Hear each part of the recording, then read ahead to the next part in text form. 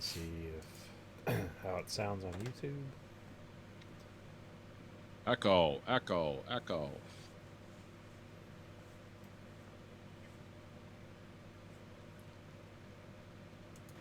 All right, let's see if it's picking me up. Echo, echo, echo. That's you.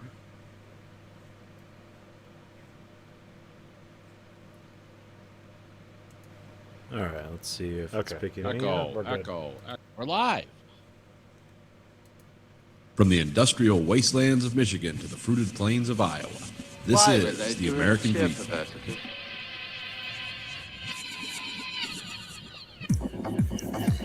You are the dead. Remain exactly where you are. Make no move until you are ordered. We burn them to ashes and then burn the ashes. That's our official motto. Now we can see you. Clasp your hands behind your heads. Stand out in the middle of the room. Stand back to back. Who can explain the fascination of fire? What draws us to it, whether we're young or old? Here comes the candles will light you to bed. Here comes a chopper to chop off your head. And welcome to the American Greed Factory podcast. Nathan This is Conlon. White guy. and White Guy. We're all here. All here and ready to go. Ready to talk about the problems of the world and make some sense out of all this. Yeah, why is Dancing with the Stars not on television? That's a huge problem. Is it not on television anymore? I don't think it is. No, I'm pretty sure it is. Oh, it is? Okay. Yeah. I thought it was done, so that's what it was. It's like in its 28th season because they put on 3 seasons a year or some shit. I thought maybe they ran out of stars by now. Oh, no. I There's mean, always- yes, but that doesn't matter. It's dancing on television, and people get to critique it and whatever. Sorry. Remember, like America's Funniest Home Video is still like going. Oh, really? I thought that was fucking done like 10 years ago. No, No. it's still around. I mean, it's not. It doesn't have the prestige it once did, or the. Yeah, because you watch fucking a million of those things on YouTube for Yeah. free. Why do you want to watch a censored version on television? I don't know. I imagine it's something. It's like, oh, we gotta go visit grandma for the weekend, and like that's the safe thing you can put on the Yeah. television for everyone. To Grandma, watch. watch these nut shots. Bam, bam. Sorry, I was just trying to come up with random off the cuff white people problems. It's like, why does a soy latte cost $8 for a grande now? White people problems. Oh, yeah. Speaking of YouTube, did you see the latest thing on Forgotten Weapons? No, I What, the haven't seen it. YouTube Union thing, or Yeah. yeah, Yeah, because it's funny because I didn't know who he was talking about, but I was like, okay, I'll watch this. And I was like, oh, it's the German slingshot guy.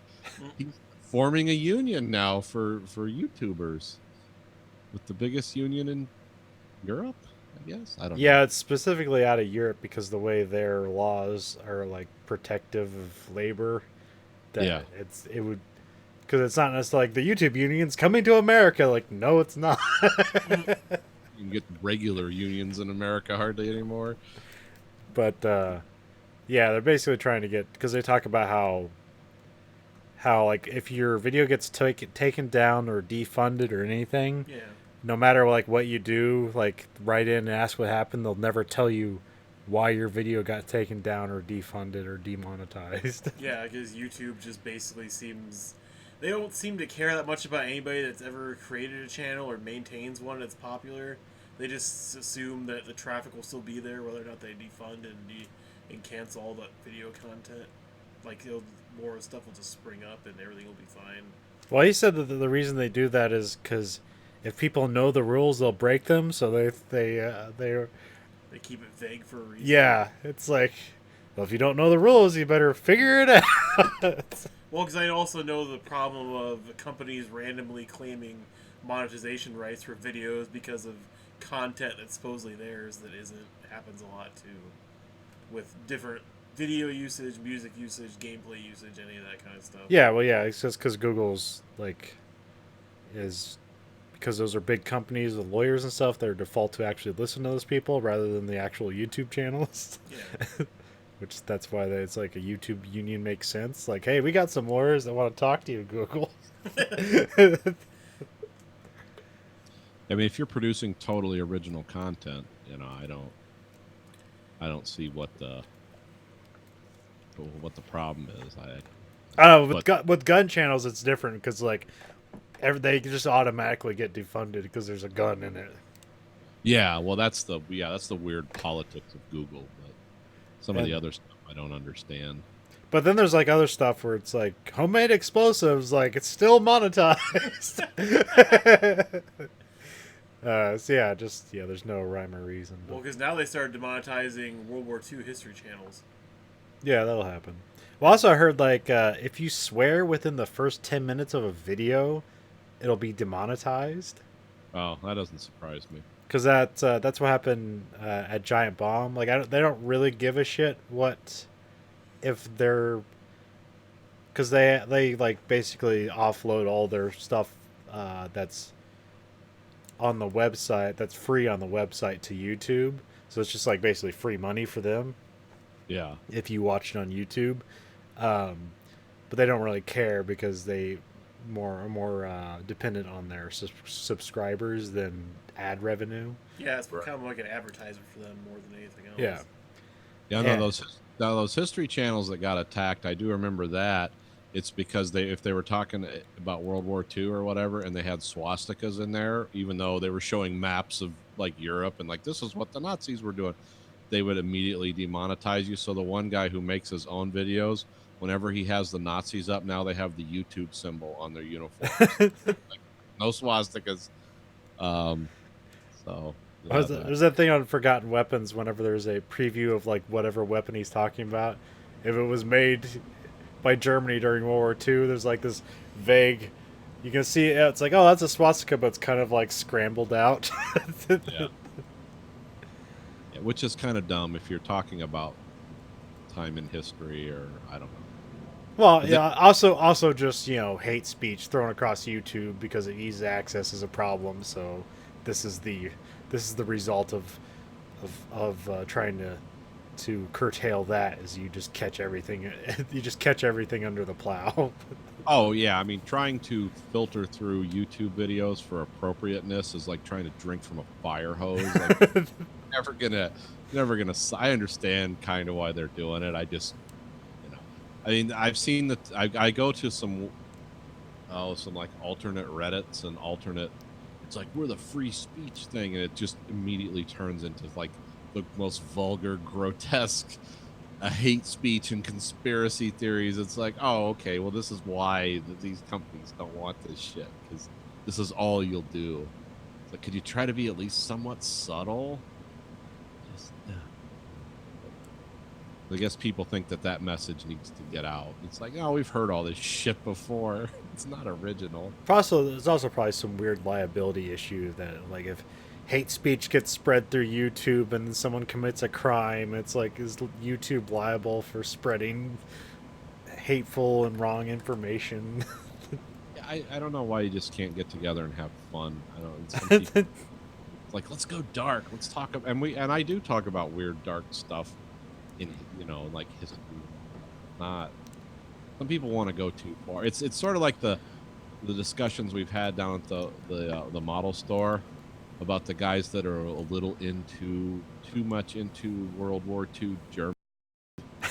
Like only want to build the German planes, the German tanks, and then the guys who the real creepy guys are the guys that want to do the giant busts of like Goering and Rommel and get Hitler busts is like I can't buy those. I mean, just for history, it's just like I want busts of all these Nazi leaders around my house. Okay.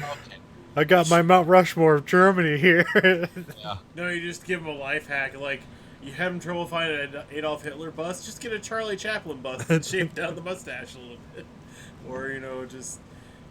I know a guy here that I was friends with for a little bit that actually is named Andrew, too, but he fucking... I went over to his house a couple times down in his basement. He had a bunch of Transformers and, like, Gundam models and stuff. But in one corner is, like, a full Nazi uniform, a Nazi flag, and all this other shit. And I'm like... what the fucking hell's going on here? Like, you got Star Wars, Transformers, and Gundam, then right to Nazis. Like, like That's the progression. That works. You got to figure out which one started first, which led to the other hobby. I mean, outwardly it didn't seem like a bad guy, but I was also a white man in his basement for that obviously wasn't Jewish. So I don't know what the hell that's about. Yeah, I don't. I build the models, some of them, but mainly if it's either a club build, and it's just like the last. I have a German Tiger tank, and I have a Stuka because that was the club build, and then I have the mortar tank. But a lot of the German stuff I'll build from that era is just like the weird stuff. It's like, oh, this is crazy. But yeah, I'm not doing like busts of Hitler, and it's like this is just for history. It's like, no, dude. There's a lot of people that like to think like Germans made the best stuff back then. It's like if things would have gone their way, like they would still bully around today. And then I like when Ian's like talking about stuff is like, yeah, plenty of Germans died carrying the best weapons in the world. It didn't really help much. Oh yeah, it's like the Tiger, because I know a lot of guys that are World War II armor experts that'll tell you all about, and I'm sure. I know we're repeating ourselves here, but like the myth of the Tiger tank is like, yeah, on paper, it was an awesome concept and an amazing machine. However, it was completely unreliable. It broke down more than it worked. And I mean, it was the best tank to have within 50 kilometers of the plant it was built because it had a tendency to break down a lot. It's like, yeah, it beat the Sherman everything. On paper, it beat the Sherman, except for reliability, ease of repair, and quantity. 35,000 Tiger tanks rolling across Europe. If there were, they would run out of gas in a week. But yeah, there's a lot of mythology about and that comes from a lot of the stuff that happened after World War II, like the NASA. Von Braun and those guys. That's because I just got done reading a book about that not too long ago about what did Operation Paperclip really do for America versus the kind of horrible people we just invited into the country, make us great. And really, rocketry, we were 20 years. The Germans were way ahead of everyone else because we didn't really have the concept of guided rockets. It's like we understood. Because the guy who invented rocketry, Goddard, was an American, but nobody took him seriously here as a war of weapon in World War I. But a lot of other people we brought over all the nerve gas experts, because the Germans were really good at two things in World War II: was really advanced science, rocketry, and stuff like that, and chemical engineering. They were like the best people in the world for those two things. And we brought all these Germans over. I mean, people who'd done horrible things, real Nazis, like people that were, some people like Von Braun always played it off like, well, I was a political Nazi for convenience because it helped my career. But some of the people they brought over, like the people that made Tauben gas and stuff, they were Nazis like when Hitler was still in the streets fighting with the communists. Like they go way back to the 30s being Nazis. And yeah, we brought those people over. It's like, yeah, you got to help us make sarin gas and stuff like that. And then the British discovered V-series gas, and it we don't need these Germans anymore. It's like, shit. We invested all this time in Germans, and we don't need them for this. Now we have the worst nerve gas ever. And the British invented it. So, yeah, and jet aircraft, we used them for some of it. But yeah, basically we got taken for a ride by a lot of suspicious Germans who said, yeah, I can come do great science things for you, and they never did anything for us. Von Braun did, but a lot of the other guys did. Yeah. Well, I mean, it's kind of the alternative between that and a bullet in the head or life in jail. It's like, well, I'll help you with your science, or you can kill me right here. That's what we were reading that Rise and Kill First book, and there's just tons of German scientists like, well, we can't make money off the Americans. Let's go make money off of the Iranis or how you say it, the Iraqis and all that. Well, and Egypt. Remember Otto Skornsky was helping the Israelis do something? It's like, Hitler's favorite paratrooper was helping the Israelis. It's like, really? Was that the guy that's... Well, yeah, because they were just like, all right, if you're German, we're just going to come and kill you. And then at some point it's like, oh, we should probably use these guys. It's like, all right, work for us, and we won't kill you. Yeah, I mean, and Skornsky was a big-time Nazi. I'm not sure I'm saying his name right. He was the guy with the eye patch that just looked like a cartoon character. He was the guy who rescued Mussolini. He's just like he was the original German commando. And yeah, he was helping the Israelis in the 60s and 70s. I think he was stealing missile shit from the Egyptians. I forget. Yeah, or sabotaging. I can't remember. Yeah, sabotaging or something. But yeah, it was like, oh, that's that guy. Strange bedfellows. Yeah. Well, that's what happened later on. Is that in order to like, because there's like weird stretches in that book where it's like, man, nothing could beat the Israelis. They're the best intelligence, weapons, and all that. And then like all of a sudden, like everything fails at once, and they have to start all over again. Yep. And there's like, our intelligence sucks now. We're not the best in the world anymore. And they went to the Oman government because like they weren't fans of Iran, so like they like kind of have a strange bedfellows agreement, because then like they could they could pipe in like information they're stealing to them, and then they can interpret it correctly and quickly, and like write it back like, here's what's going on. Yeah, that's true. I remember that. But yeah, that's anyway. Nazis. Yeah. So we'll talk about F1 now. Avoid them. Yeah, let's transition. It's in Germany. This week. So we're close. Yeah. Otherwise known as race Nazis. Racist. Literally. Yeah, they have an interesting delivery for Mercedes is interesting this weekend, because I guess there's something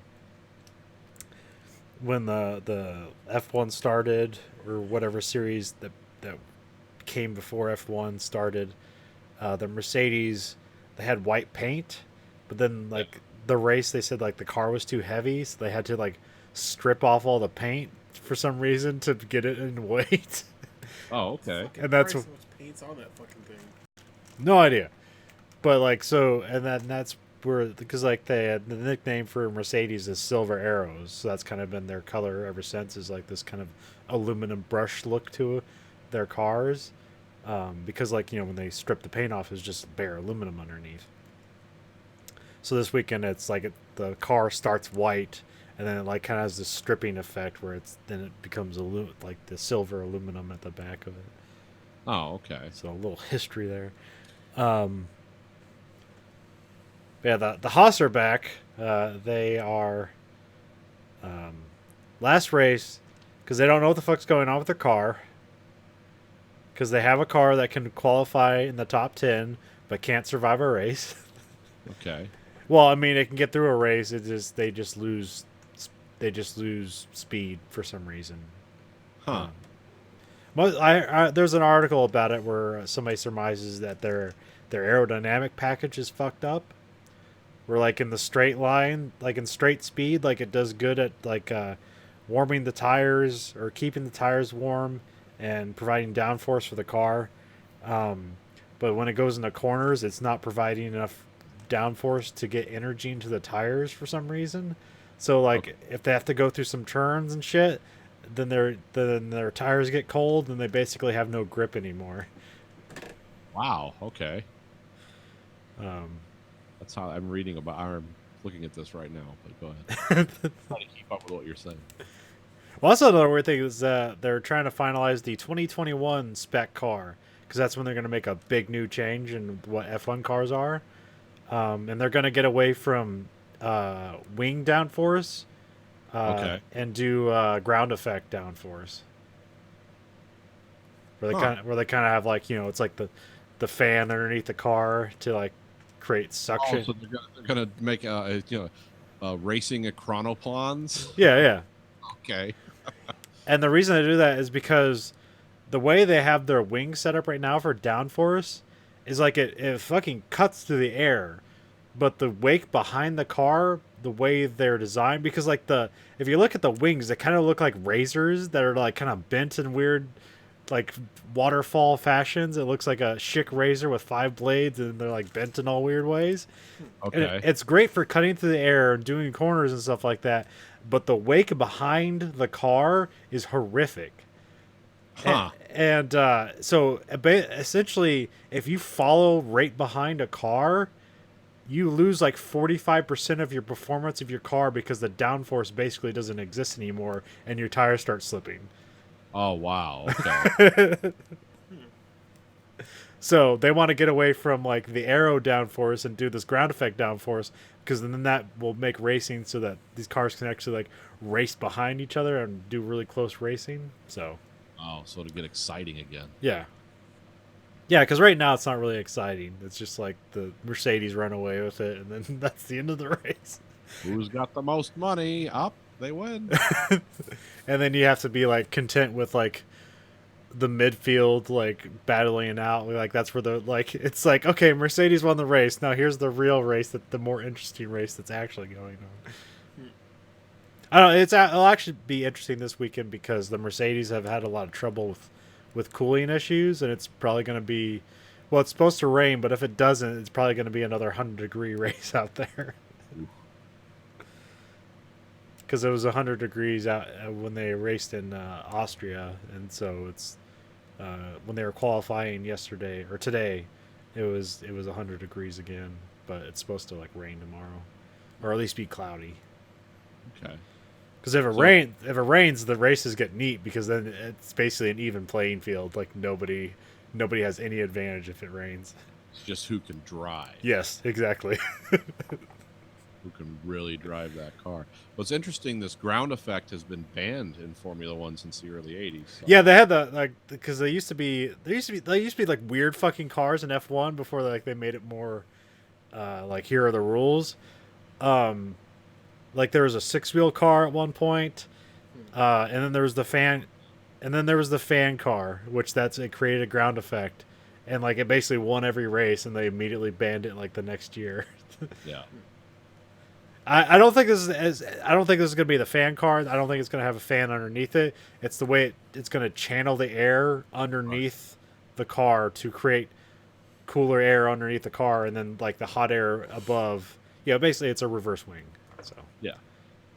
Yeah, it's just built into the structure. yeah, and you're not applying downforce from the outboard wings. You're applying the downforce essentially like underneath the car. You're not necessarily fucking up the aero or whatever.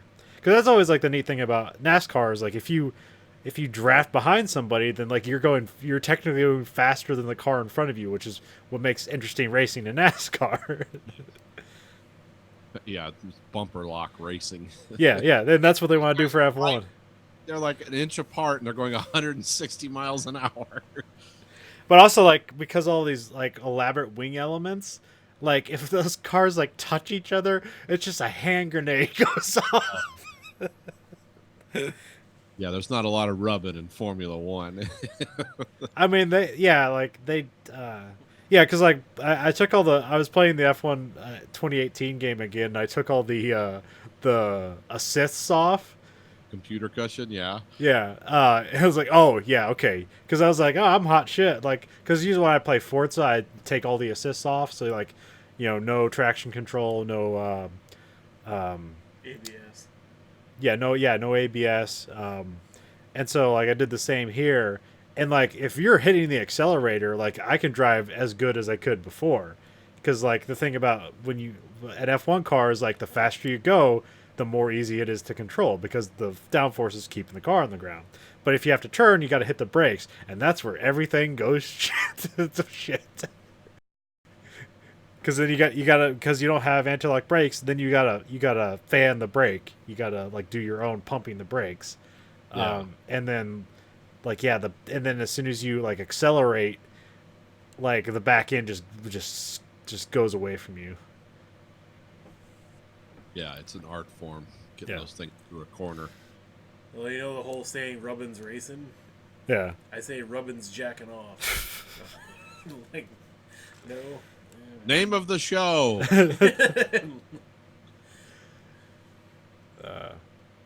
Yeah, I'd say that's the F1 update. They're about to, I was watching some videos, and this one guy it's called the Paddock Pass.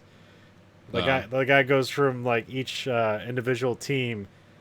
Man, you should watch the Paddock Pass. You see like these fucking museums. They like cart around them throughout the world, where it's like it's their like workstations in their garage, but they look like pristine museums of like of what a car is supposed to be. But like they cart this shit around the world. It's like that looks fucking expensive.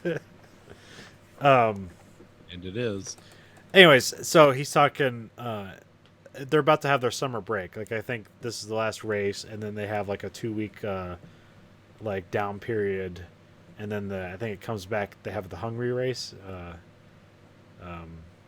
after that, and so the guy's like, "It's about to be silly season." I'm like, "What the fuck are you talking about?"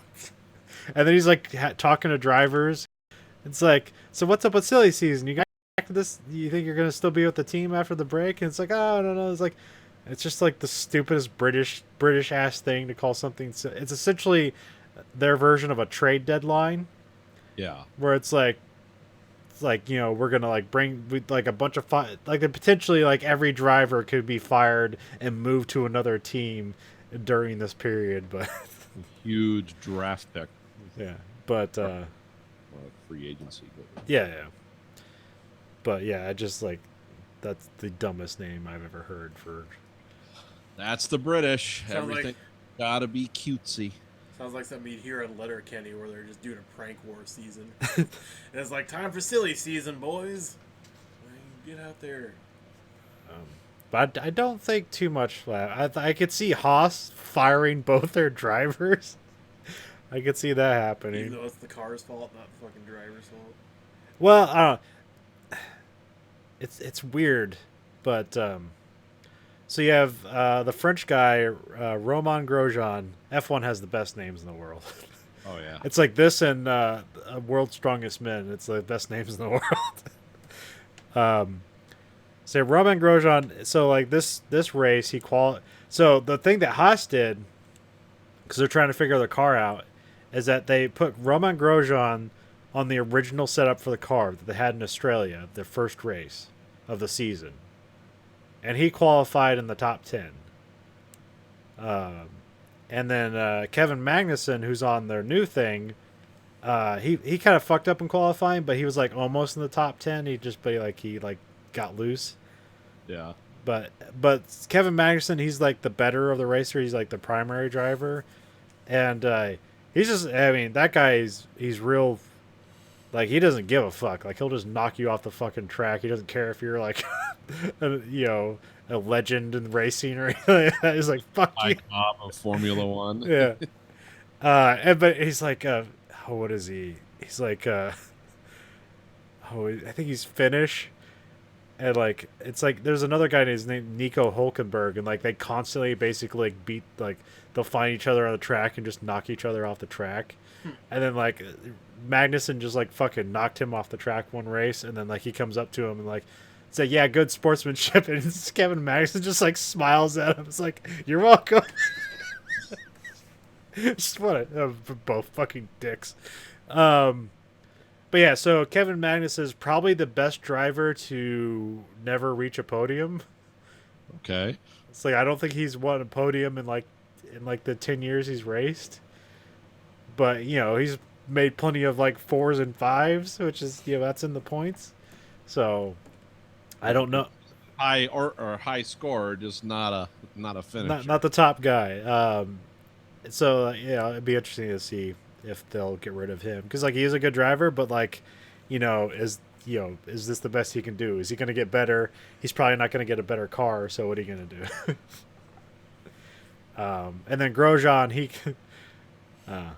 he's like, I mean, he's did good this race, and but also last race. So they did the same setup last race where they're going to do like the 2 different car setups to try to analyze what's going wrong with the car. Yeah.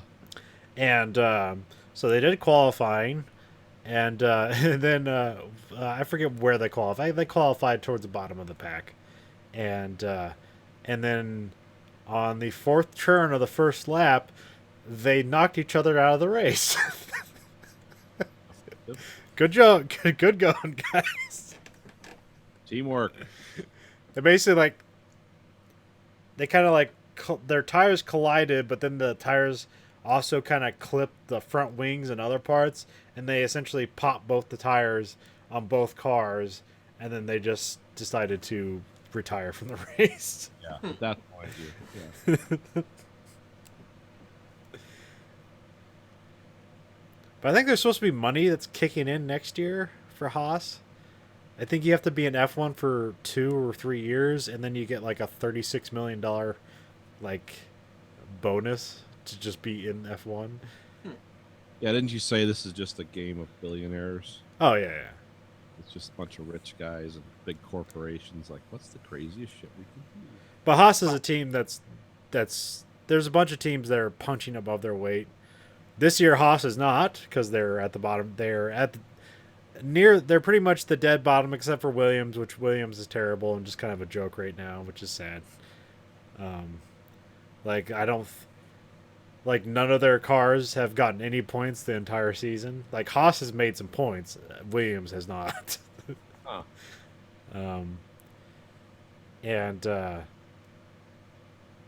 Racing Point, which used to be Force India, but then like the guy got arrested who owned that team, and then they got sold to a Canadian billionaire, and he put his son on the team, and his son kind of sucks. Oh, terrible. Son, I got you a Formula One team.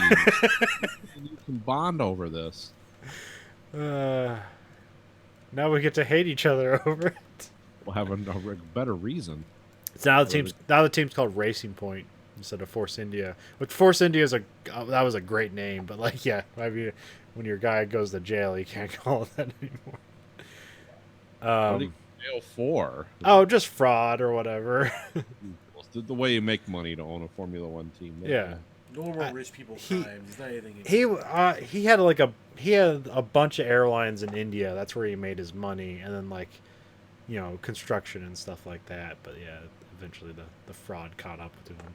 Like at some point because he had like a place like during the season, like they have this in that Drive to Survive where he's like hanging out at his home or at his home away from home in England, and because he's avoiding going to jail, so he's not going back to India, but he's still like running the team from England.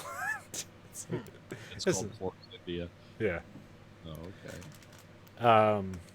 And Haas has a crazy thing with their sponsor. You should probably look into. So the name of their sponsor this year is called Rich Energy. Okay. Which is just an energy drink that seems weird. European Red Bull. I mean, basically, but you can't really buy it anywhere. It's like they cater exclusively to like strip clubs. Okay. Okay. Hold on, let me look. Yeah. Oh man, there's just been a whole bunch of shit this year. There's one that like they had this logo. It's called the Stag logo, where it kind of looks like lightning bolts, but like it reads as deer antlers. And but it was like a stolen livery essentially, because like there's a company called White Bikes. It's like the exact same logo, except like they add the little antler bit in their logo, and they just completely stole that. It was nebulous as to what Rich Energy actually does or where they make money. The guy that was William Story was the guy that was like running it, and he just went crazy on Twitter, just doing all this weird shit. It's like, we're gonna quit supporting Haas because we want to beat Red Bull. It's like, well, that's never gonna happen. And then eventually, Rich Energy, like they voted him out of the company, so he's not there anymore. And now it seems that Rich Energy is in turnaround, and they are like sold their company to like a bankruptcy law firm, or like they just like take these properties and turn them around. Okay. And I think like the Haas team was like, yeah, cool. Well, that's okay. You'll drop out of sponsorship, except you sign a deal, so just give us the $44 million you owe us, and we're cool. Yeah, we'll just put our name on it. So yeah, they're never gonna get that money. But Haas I guess isn't really too worried about that. So I'm not sure how much Haas F1 is a priority, because they have like championship NASCAR teams plus the whole CNC shit. So Yeah, this is a weird one. The bizarre Haas Energy Saga, Haas Rich Energy Saga explained. Cool looking car. Yeah. Staghorns. And I actually don't know what they're running under this weekend. Like the car's still like that black and gold. Yeah. But I don't know who their actual sponsor is like this weekend. Trojan condoms. Oh yeah, there's other weird shit that's going on with F1 sponsors. So you know how like Marlboro used to sponsor teams, but they can't do that shit anymore. Yeah. So like Marlboro is renowned for sponsoring Ferrari cars because Ferraris are red, and so you just like looks like a Marlboro package the way they do the design on it. So there is a curious sponsor for Ferrari called Mission Winnow. Okay. Which they may, if you read like the like their proposed goal, it reads like some sort of tech company, but it's just Marlboro under a different name. Oh yeah, okay. The SEC filing Mission Winnow is it's to drive change and circuit. And I'm on their SEC page. Philip Morris International is the owner of them. Oh. And so in some places they can run under Mission Winnow, but other places in Europe they're like, no, fuck that. That's a cigarette sponsor. They won't let them use the Mission Winnow advertising. Because really, I think what it is, it's like Juul pod shit. Like I think that's what they do. Because they always mention like technology or whatever in their things, but it's like, hey, we want to deliver you smoke in a new way. Oh yeah. Yeah, their website's really weird. It shows people jogging in scientific transparency. It should at least have a proper 80s workout of a cigarette hanging from the mouth while you're jogging. I mean, Yeah. How else do you burn the extra calories? So yeah, F1 is full of basically like weird, corrupt, borderline mafia, whatever, trying to like get in on it's like, oh yeah, that'd be cool to sponsor F1 team. And it's like, yeah, but don't you do illegal shit? It's like, oh yeah, oh well. I think cigarettes are targeting the wrong demographic. They should really target fat people. And it's not because fat people need smoking, it's because fat people need that excuse. It's like fat people, when they get winded doing one thing, it's like, it's because I'm smoking. It's not because I'm fat. Or because, they just still have the Surgeon General warning on the label, but also have the label right next to it. Smoking a pack a day will burn more calories than your working out does. And then it's like, quell your appetite with Marlboro. And so it's like, it's a diet pill and an excuse. That's really the marketing you need to see. I mean, unfortunately, kill off your customers really quickly, probably, but at the same time.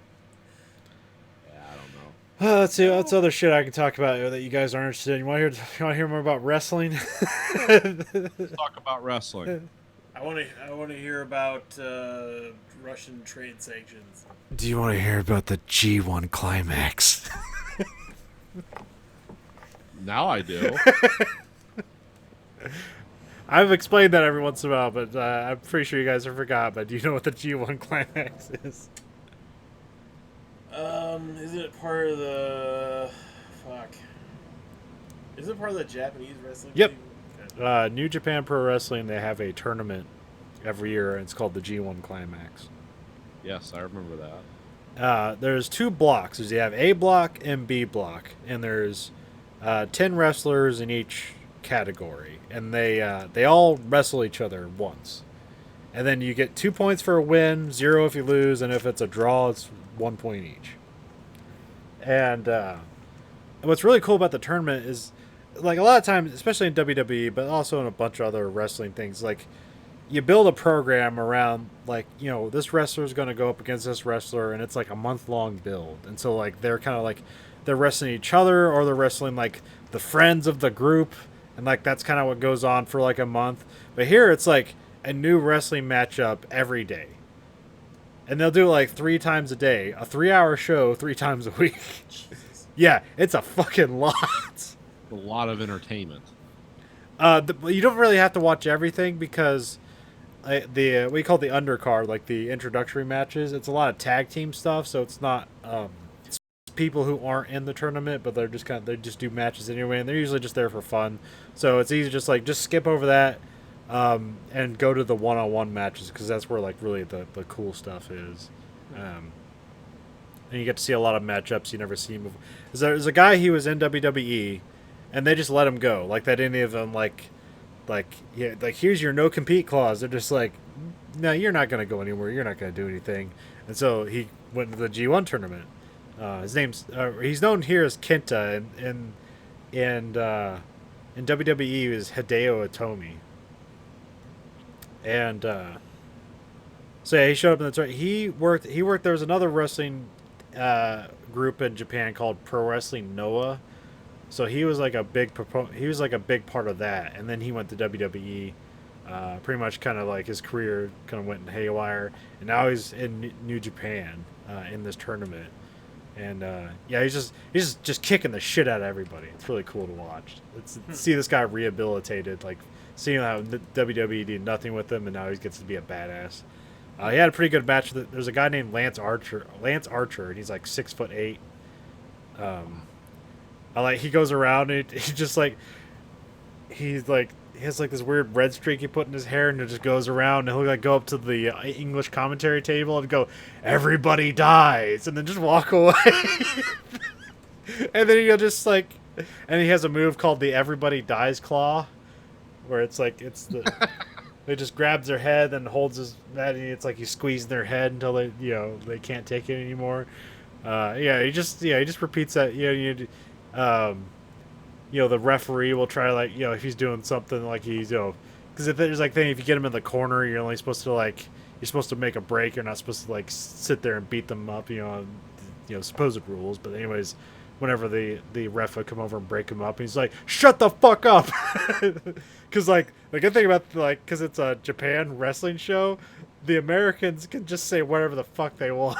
Yeah, because nobody can understand it. So it was like one of those cool matches where it's like a big guy and a little guy, and it was pretty neat to see that. The bunch of Jon Moxley matches. That was the guy who was in WWE also. They make him look like a badass. He has a fun thing. There's a guy. He came over and did one thing, and he beat the shit out of one of those young lions. I explained the whole young lion thing to you. It's basically like rookies. Yeah. And he beat the shit out of him, and then they did this whole thing where they carried him back to the news table, and it's like the guy's acting like he's unconscious and he can barely knows who it is. And he's just like, "Yeah, this guy's gonna drag me around, tell me how to do things," and so he's like this weird lackey now. And he holds his coat, and he enters in. He'll enter in through the crowd. He won't enter in through the actual entrance when he comes to which that's what he did in the Shield in WWE. Okay. So that's kind of neat because you see all the Japanese people go crazy when he enters in through the crowd. They're like, everyone's pulling out their phones, like, "It's Jon Moxley." Yeah, he's had some real great matches. There's a guy he fought. There's a guy. He just looks like a big bad dude. He's called is it Tomohiro Ishii, the Pit Bull? That's what they call him. There was a part where they were just fucking butting heads together, and not actual just butting heads together. It's like, well, that's a good way to get a concussion, but carry on. Yeah, just a nice hollow thump of a couple pumpkins running together. Will Ospreay continues every match he's been put on is great, and he's fucking injured, and this guy's gonna die in the ring, but it's gonna be fabulous. Yeah, it's hard. It's really good, but it's I'd have to make a clip show for you guys to watch because it's literally every show's 3 hours. You'd have to search it. You'd have to search through to find it. So it's hard for me to to suggest you guys watch this or I'd say just find any Will Ospreay match this season and just watch it. Oh, okay. But yeah, it goes on. It goes on till the end of the summer, and then the winners of A block and B block fight, and the overall winner gets a chance to in January to fight the heavyweight champion, the IWGP heavyweight champion, which IWGP stands for International Wrestling Grand Prix. It's basically a fake, like when you have an actual fight, you have what are those, like state fight committees where they have to approve sanctioning bodies. Where, yeah. So this is like the Japan. It's like a fake Japanese sanctioning body is the IWGP. Oh, okay. I don't think it actually is a actual governing body, but it's. But also, like, the interesting thing about the tournament is that the current heavyweight champion is in the tournament also. Oh, okay. So if they win, they just choose their opponent. But almost like the champion actually almost never wins the tournament. Which is weird. Sounds like a Japanese. Well, I guess that actually makes more sense. Like, say, like, the champion gets to the finals and then loses that guy, and then he's got to fight him again for his championship in January. Like, there's some, like, well, he beat him last time. What's going to happen? Some drama. Yeah, drama. I watched Impact Slammiversary 17. That was a real good show. Really expensive, but it was really good. How much was it? $40. Oh God. I just never realized how much of this there was out there until you started talking about Oh yeah, it's really yeah. I mean, that's because I've been going through, like, there's way more. There's even more. Because that's why I'm just getting. That's why I mean, like, I probably would have stopped investigating this stuff, like, at least like 6 months ago, had there not just continued to be stuff to find.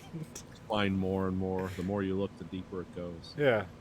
I don't know. Well, like, things I would like to show you guys is there's a comedy wrestling thing in Japan called DDT Pro Wrestling, and it's, oh man, like, some of the shit they do there is, like, you guys would appreciate it, like, in clip form, because they do they'll have a wrestling match at a water park and, like, pin the guy underwater, and they'll have a wrestling match at a zoo and, like, pin the guy on an elephant.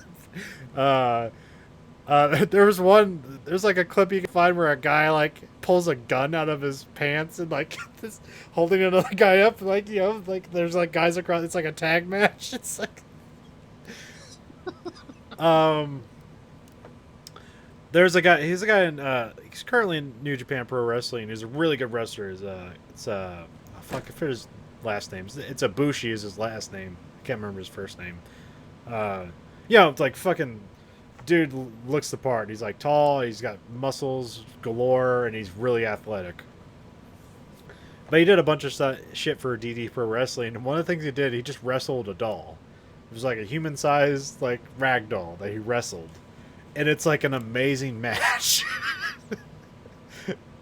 And it goes to show, like, how much work one guy can do to carry the whole thing, because here's, like, an inanimate object that's giving him a pile driver. Okay, yeah, that's you got to play both roles, essentially. Yeah, it's, like, pretty amazing. Raggedy Ann's going into button eyes. Yeah, they have a championship called the Iron Man Heavyweight Championship. The Iron Man Heavy Metal Championship, and it's a 24/7 championship, which means it has to be defended at all times. Wow.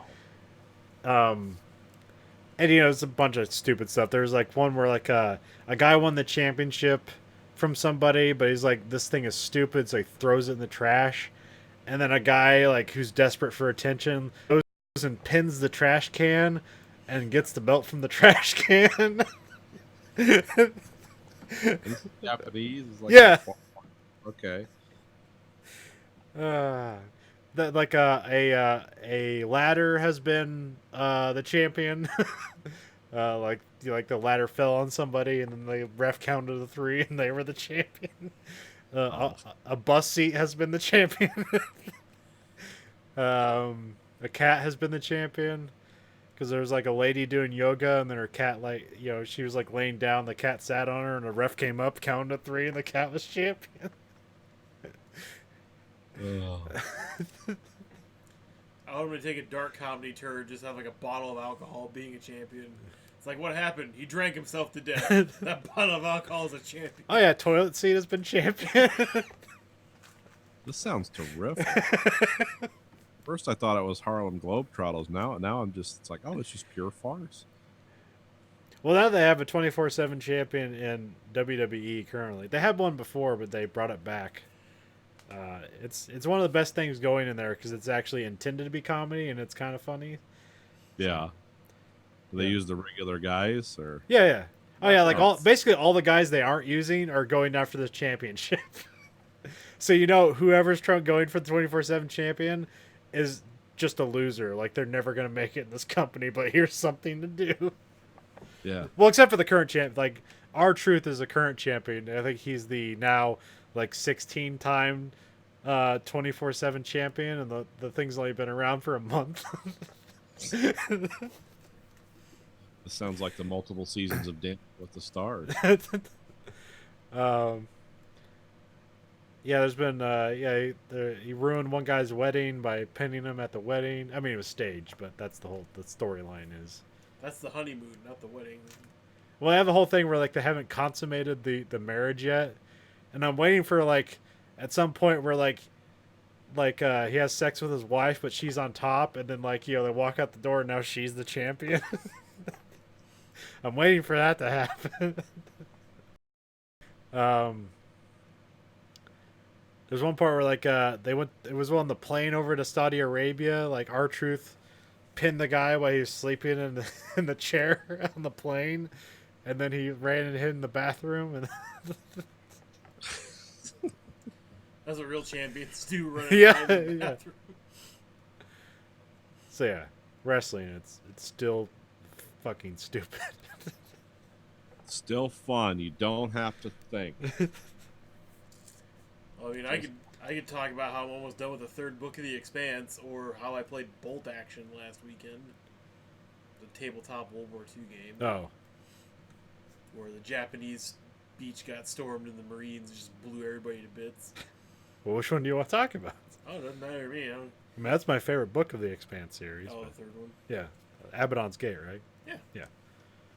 Because finally got it, and Well, are you done, or are you just like? I'm like 30 pages away from Okay. finishing it. So, probably some huge thing. You're at in the end. radio-free slow zone right now. Yeah. It's very interesting characters all the way through, because they always seem to tack on good characters every book, besides the Holden crew and stuff like that. So it's always nice to see that. I know you guys said the 4th book's going to be crappy. Not looking forward to that, but I haven't I mean, lined up in the chute. Still a good book, but it's just it's probably like the most necessary book. It's just probably the least interesting. Okay. It gives a lot of good like people, like motivations for like humanity in general are explored in that book. But it's really low key because like I said, like Abaddon's Gate like opens everything up. Like literally universes are now available to Yeah. things in the Expanse, and you have physics being broken and like all this shit going on, and they kind of like make a western as the next one. It's like, and then I don't care for the B story with the what's that, Star Security or whatever, or Blue something, Blue yeah, the guy who was Havoc Miller. or something. yeah, Havelock. Oh, okay. So like there's like this. Surprised they go back to him, because yes, he's mentioned in the 1st book and stuff like that, but he's not like a character I would see them following again.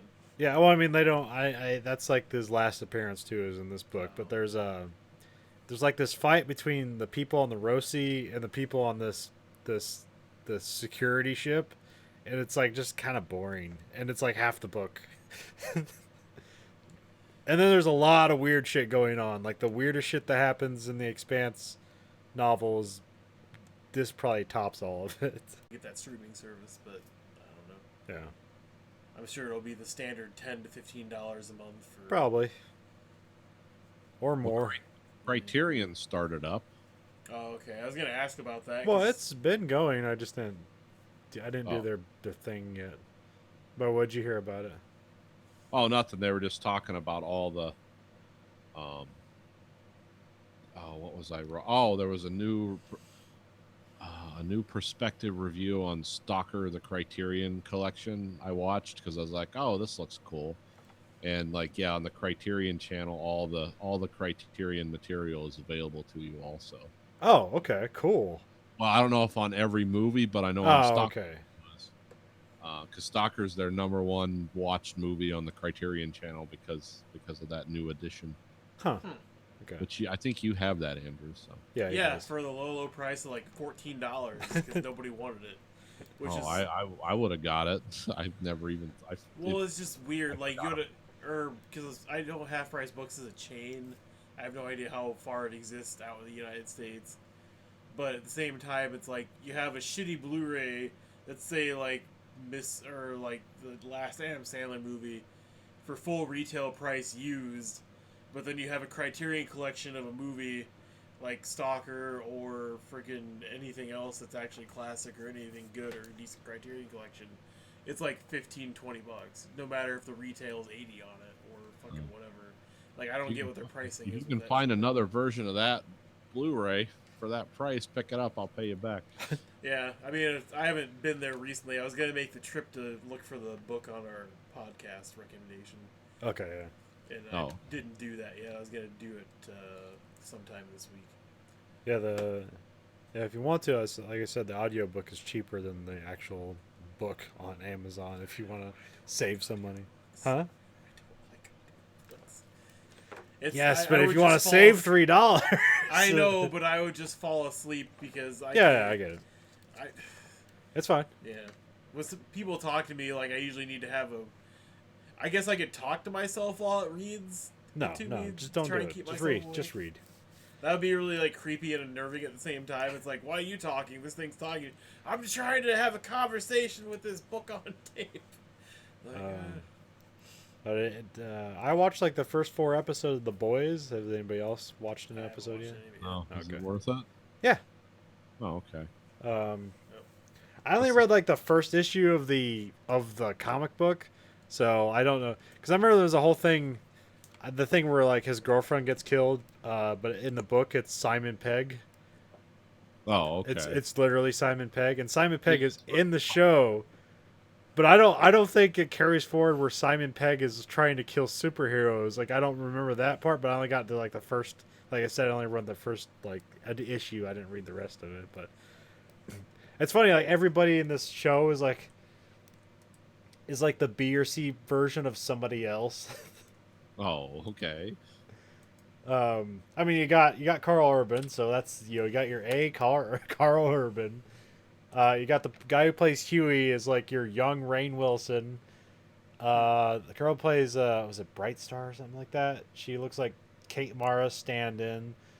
The dude who plays Homelander is basically a combination of Superman and Captain America. Okay, that's interesting. And it's the dude from Banshee, but he looks like Bradley Cooper's stunt double. Oh, okay, that's interesting. Banshee, I haven't seen him since then. And it's it's a very cynical, dark show, but it's also like has a sense of humor at some point to it. Like not always, but it's a very dark, cynical show. It's probably coming along at just the right time. It's probably going to eat the lunch of the Watchmen show that HBO's doing. Because every time I see a trailer for that, I'm like, oh great, this is going to be like way too serious, and it's going to There's going to be That's weird. second season of the Zombieland TV show as well. Which, yeah, because the first one was just a failed pilot, so Yeah, it's I know, like that's weird why to I call was it the like- second season. Isn't I it? think maybe it's a joke. Probably. But at the same time, it's like, well, okay, this is going to be interesting because they do have a bunch of new characters from the cast list for the second Zombieland movie. So maybe it's like a spin-off from those characters or whatever. Since the trailer has Luke Wilson, and the guy from Silicon Valley. He's in like all the Verizon commercials and shit. Yeah. Oh, Like has those characters. Like maybe there's like a weird spin-off idea there. along with a ditzy blonde that's featured for a little bit, and Rosario Dawson's character. Middlevich is his name. Or something? Yeah, Thomas Middleditch, yeah. But, yeah, I don't know what that's going to be about. It seems interesting. Mulan trailer seems like it's a weird mashup of martial arts and Disney movie. That man, they were just like, they just have a fucking boatload of those live action. Oh, they're just going for release it all before they get tired of it. Yeah, because like didn't Dumbo come out this year? Yeah, Dumbo And- did. and Lion King. Lion King and Aladdin. Yeah, and none of them got good reviews. No, I mean they all made money, but Well, because like the weirdest directors attached to it too: Tim Burton for Dumbo, Guy Ritchie for Aladdin, and I can't remember who directed The Lion King. Oh yeah, it was directed Jungle Book and Iron Man. In the Jon movies. Favreau? Yeah, Jon Okay. Favreau. Which he's a fine director, but I hated the Jungle Book movie, and he does the same thing with this movie where it's all hyper realistic and it's really fucking weird to see the animals talk because it just breaks that realism. yeah. And there's no color and magic to it. It just looks like it sucks so bad. I forget what. I'm not sure if this is Red Letter Media or something else, but I heard like a really like dark reason as to why they're making these. Is because apparently animation studios have a union, but visual effects studios don't. Oh, so they can just. Probably. Well, that's great. Well, I thought you were gonna say the whole thing like where animation studios are all fucking based overseas and they don't really seem to have a lot of work rights and fucking get paid shit and they gotta churn it out or whatever. So, I mean, Disney always seems to do stuff in house, but I don't really know how much of an appetite there is for hand drawn animation movies anymore. Well, if you make something interesting, there's a lot of interest. If you make something good, there's always interest. Yeah. I mean, because there's that nostalgia wave that through the '90s are gonna hit at some point. So. But I can't remember. I think Pixar kind of changed everything for them. Where it's like, oh, we don't have to do this anymore. Because I think their last hand drawn animation was that with the Princess and the Frog or something. Yeah. And I don't think that did like that well. It supposedly did okay. Yeah, it's not one of their most known ones. But also, like a lot of their hand drawn animation stuff is like, done for the Disney Channel and stuff like that. Like, there's still a ton of that there. Like I don't like if you take a stroll through Disney XD, like there's like a bunch of shows you never. There's like a Guardians of the Galaxy cartoon show. Oh, yeah. And like shit like. Yeah, it's like a bunch of because we're not fucking watching that show. It's for like kids and teenagers. But I remember like growing up, we had like Batman the Animated Series, which is like just a wealth of like this is fucking cool and dark and like not too dark so that you can't watch it because you're a kid, but you can still watch it. And Animaniacs and like all the stuff that like and all the Disney Cool and dark. yeah. Slipped on radar. Tailspin, DuckTales, fucking Teenage Mutant Ninja Turtles, like all that shit. Like when I was a kid, like all that seemed cool, and it's like, and then it feels like because I'm not engaging with that stuff now, it feels like it just doesn't exist, but it does. It's just not where I'm going. I guess there is the new Rocco's Modern Life movie coming out on Netflix. That's all. Is it a movie or a show? It seems like a movie because it actually has a title after Rocco's Modern Life, where it's. Yeah, because it's supposed to be like it's now, but he's still like stuck in the '90s when he was created. Well, like he got sent on a rocket and he was trapped in space for 20 years and comes back and it's now. Oh, okay, so he wants shit from the 90s. It's a millennial Planet of the Apes. Yeah. So I mean, technically, is that technically hand drawn or is that all going to be computer now? Because it doesn't.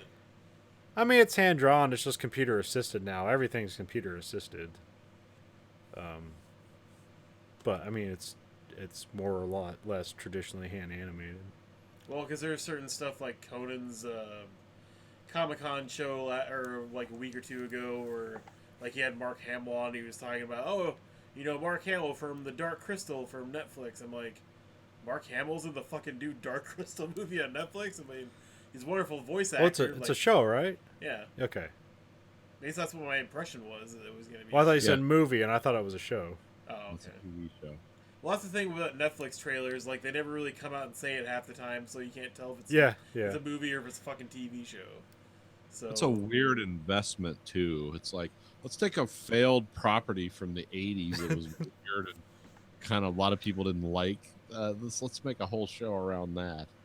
Is that like technically a Disney property, or is Jim that Henson. is it Jim Productions, Henson? Disney Okay. owns it, yeah. I don't know. Is they still own themselves, or is that library No, owned by Disney somebody else? owns all Jim Henson shit. Okay, so it is Disney. Yeah.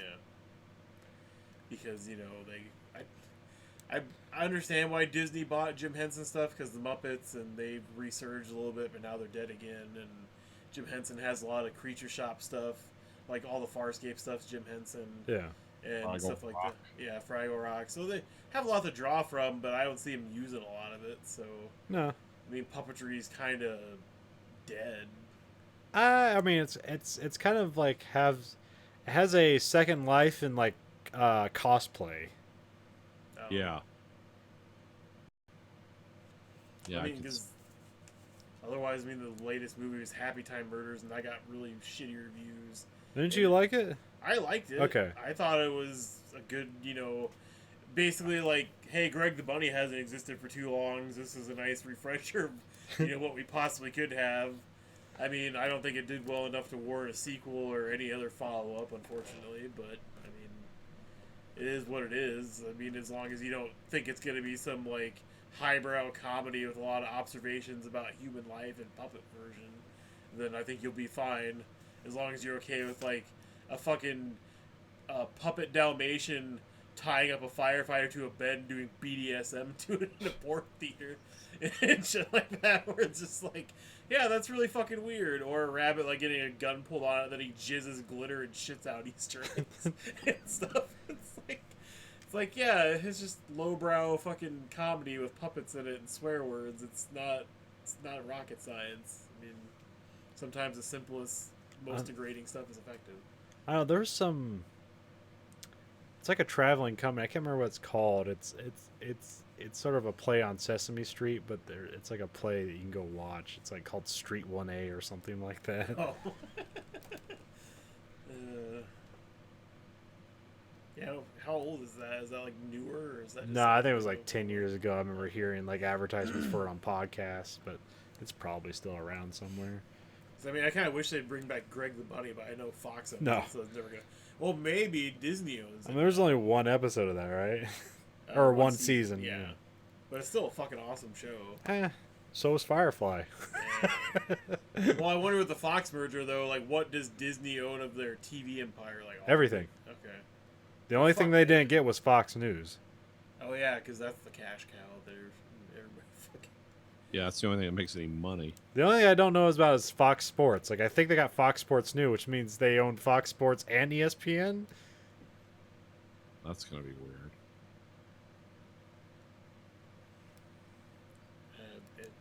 I mean, not that I don't think either sports channel is really doing that well, but No, but I mean, everybody could just get all their shit online or just watch games online anymore. So, what's the point of sports? well, I mean, they like kind of they had this resurgence where like when podcasts were getting big. Well, I guess it was always growing, but and then they started doing like Pardon the Interruption and all those shows where it's all these talking head sports writer shows, which were fun at the time, and now they're just fucking annoying.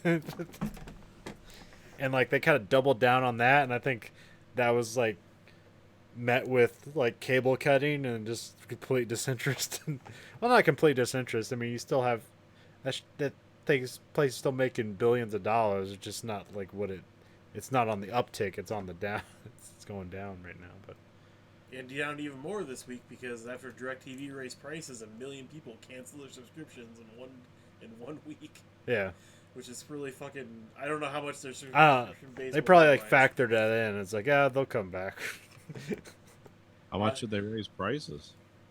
I didn't read that part of the article. I just kind of read the snippet headline because I just figured DirecTV when I was last offered it was like $100 and some fucking dollars a month for like 40 channels. It wasn't exactly what I would call a bargain. That's one with a little satellite dish, right? Yeah. Yeah. So, has anybody done satellite before? No. No. Okay, me neither. I've Can't watched get satellite around TV here. and it's Satellite. basically if it's not clear skies, you might as well not even bother trying to watch TV. But that was back in like Literally fucking- cannot buy internet service at any price around here if you do satellite. won't sell it. I mean, they'll sell it to you, but you get like a gigabyte of data, and then they'll charge you like $45 a gig or something. It's yeah. Yeah, because I didn't even know that was even possible until I looked up other internet options to replace what I had. And it was like, oh, some people in rural counties have satellite internet. Like, that's got to be interesting. It's like, Oh, the old Hughes Electric. Yeah, it's like having a dial-up modem on one end. It's fucking ridiculous. I mean, I don't know. Maybe it's better, but I mean, it all depends. yeah. I had a question for everybody. Hmm. Did anybody watch that Young Pope show on HBO? I watched like 2 episodes of it. I like completely forgot about it. Like, it seemed like it would be interesting, but then I just never watched it. Doesn't that have Jude Law in it? Yeah. Okay. Yeah. No, I mean, it's kind of interesting. To me, it's sort of like House of Cards with the Pope,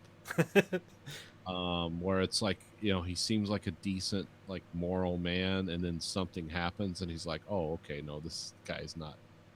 He's like not what he seems at all. So, but it's weird because the way it presents it, it's almost like 2 sides of the story. It's like, is this guy good or bad? But it's not. It doesn't really. Is there any weird supernatural stuff in that show? I don't recall any. Okay. Is it just a one-off, or is it? Yeah, they're just one season, I believe. Yeah, It's based on a book, isn't it? I'm not sure. 'Cause Don't know. What Pope is it based off of? John. Oh fuck, the one that died like in the early 2000s before the Nazi took over, and now our current Brazilian one. I can't. Is it John Paul II? Yeah, John Paul II. Okay. Yeah. It sounded like I was talking about a rock star, not a fucking pope. That's I was like, John Paul II. Does that sound I'm talking right? about a Beatle. Like, The basis for the Beatles, John Paul II. Oh, they're doing followed a second season of it. Oh, okay. by- Oh, It's must, going to be must be popular. then. John Malkovich is going to be like his assistant. No, this pope it's not based on a pope because this guy's an No. American. He was the Archbishop of New York, which you'll never see a first world pope again, they say. So this was kind of like, what if? Oh, and speaking of the church, did you know that the Bishop of Florida is also the Bishop of the Moon? No, I didn't. That's Because- interesting. How does he enforce that? So technically, he has the biggest congregation mileage or whatever per capita, because apparently, whatever country colonizes or finds another civilization or country gets that bishop, gets control over that territory. So it's like, well, since it launched from Florida and it went to the moon.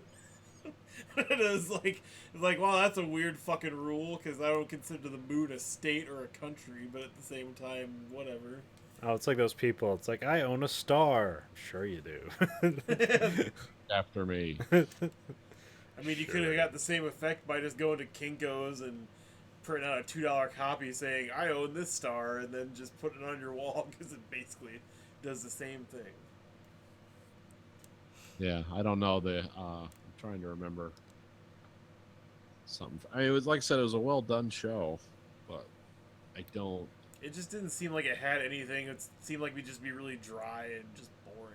Well, no, this guy's I think, as I remember, because I forget how he gets that job, because he's really young for a pope, and he's an American, but he's like kind of the really right wing religious type of American who wants to like make the Catholic Church like the enforcer of morals again, and Well, it seemed like a really subversive show from like the advertisements I saw. I was like, I should Yeah, watch this. This kind seems of. blasphemous and fun.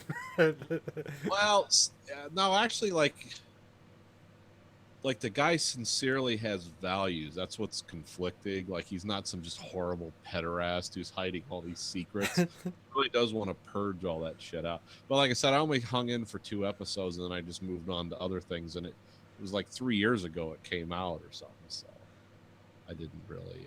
Yeah, I just completely. It was like that and that show, The Brink, where it's like, I meant to watch that and then just never did. The Brink was consistently funny. It was like a little bit more sophisticated airplane movie almost, because it had that kind of humor, but a little more grounded and not as ridiculous, but ridiculous also. Yeah. Because I watched all that. How about what's the new one with Orlando Bloom and the woman that never plays a lesbian? That's a lesbian, Carla Delevingne or something like that. The Carnival something that comes out on Amazon in a couple weeks. Oh, I don't know. Like, it's called Carnival? It has Carnival in the Oh, title. okay. But it's like something. I was like, are they Carnival rebooting Carnival? with a woman that can't act in Orlando Bloom?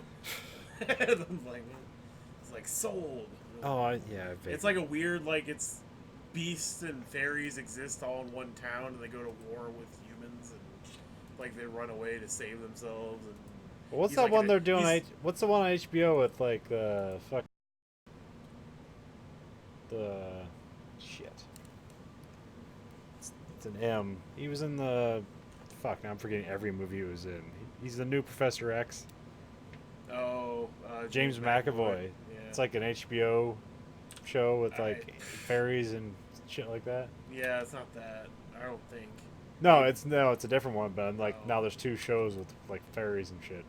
This one just seems like a World War I version of Bright. So. Yeah, I haven't heard. Dude, his Dark Materials. That's the one that HBO's doing. Oh, that's that series of books. Yeah. Yeah, where there's things. Because remember they made that movie with the guy who plays James Bond now. Yeah.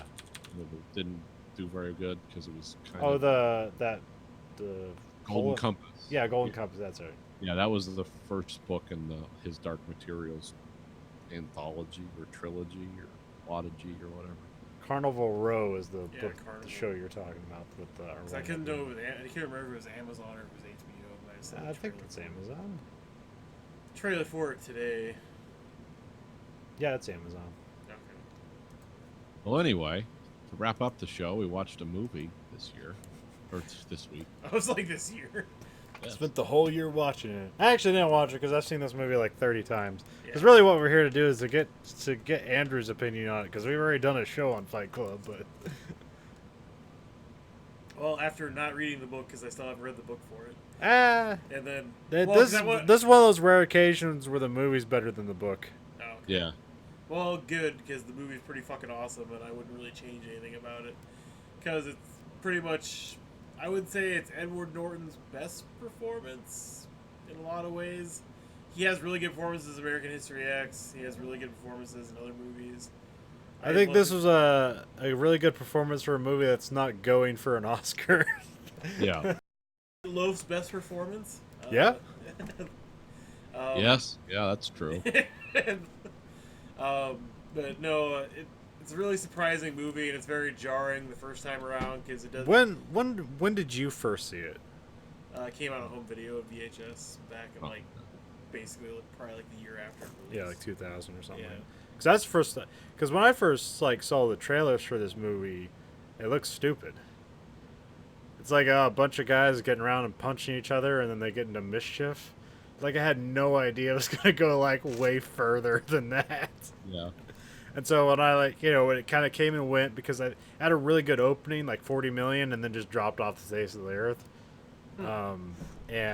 So yeah, I think Mom rented it from Blockbuster, and I was like, oh, I'll watch it. And it's like, and I was just like, because I had no expectations for it, and I completely was not looking for the twist, and so when it happened, I was like, no way.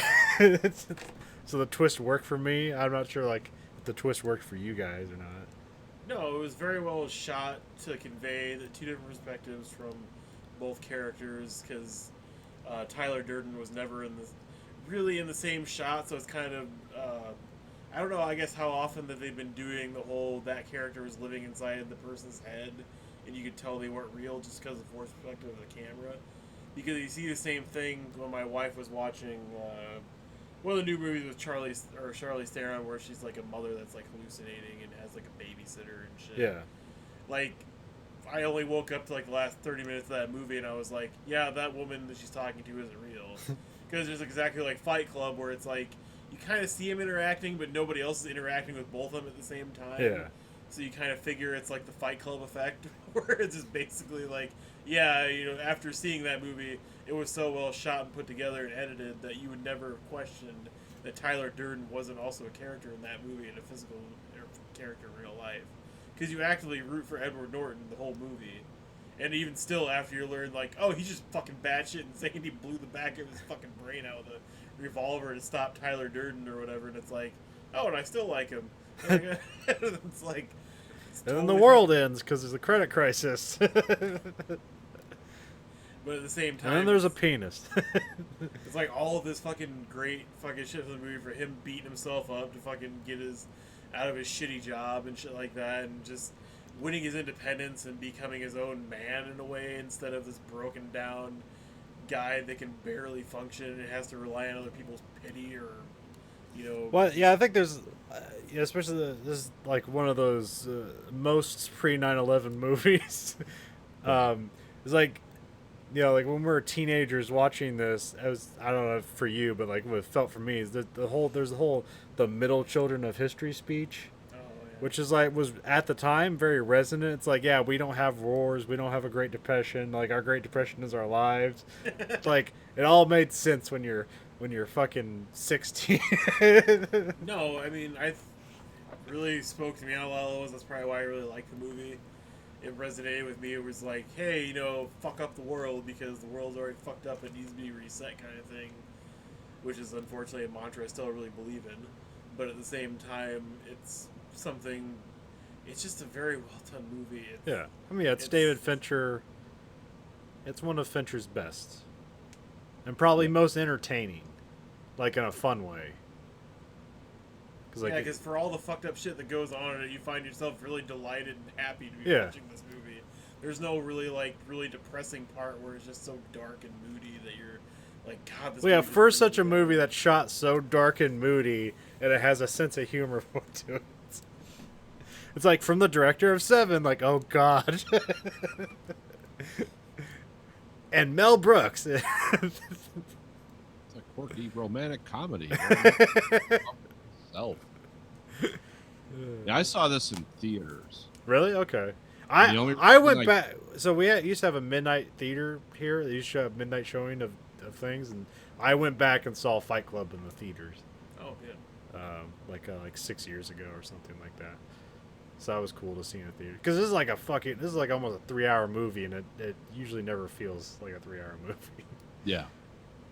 Yeah, I went and saw this in theaters not based on advertising, but because I was listening to Coast AM, and they did a show on it, or a segment of the show where they were talking about there's this really subversive movie out there that's actually like this movie could either help this country or fill people's heads with dangerous, stupid ideas, depending on how you watch it. What? And it's got Brad Pitt in it, the guy from Interview with a Vampire. Okay. So, and that was 99, so I'd been here about a year and a half then, and that's when me and Stacy were working constantly. So she worked the weekends and I worked during the week, and I saw a lot of movies then because I didn't have anything to do on the weekends. I didn't have any kids, and my wife was working all times. We were trying to raise the money for buying this house or whatever, and yeah, I remember I watched this and I was like, I mean, for me it was a little weird. I enjoyed this movie. I like the book too. They're almost two different things about the same thing, so it's kind of weird.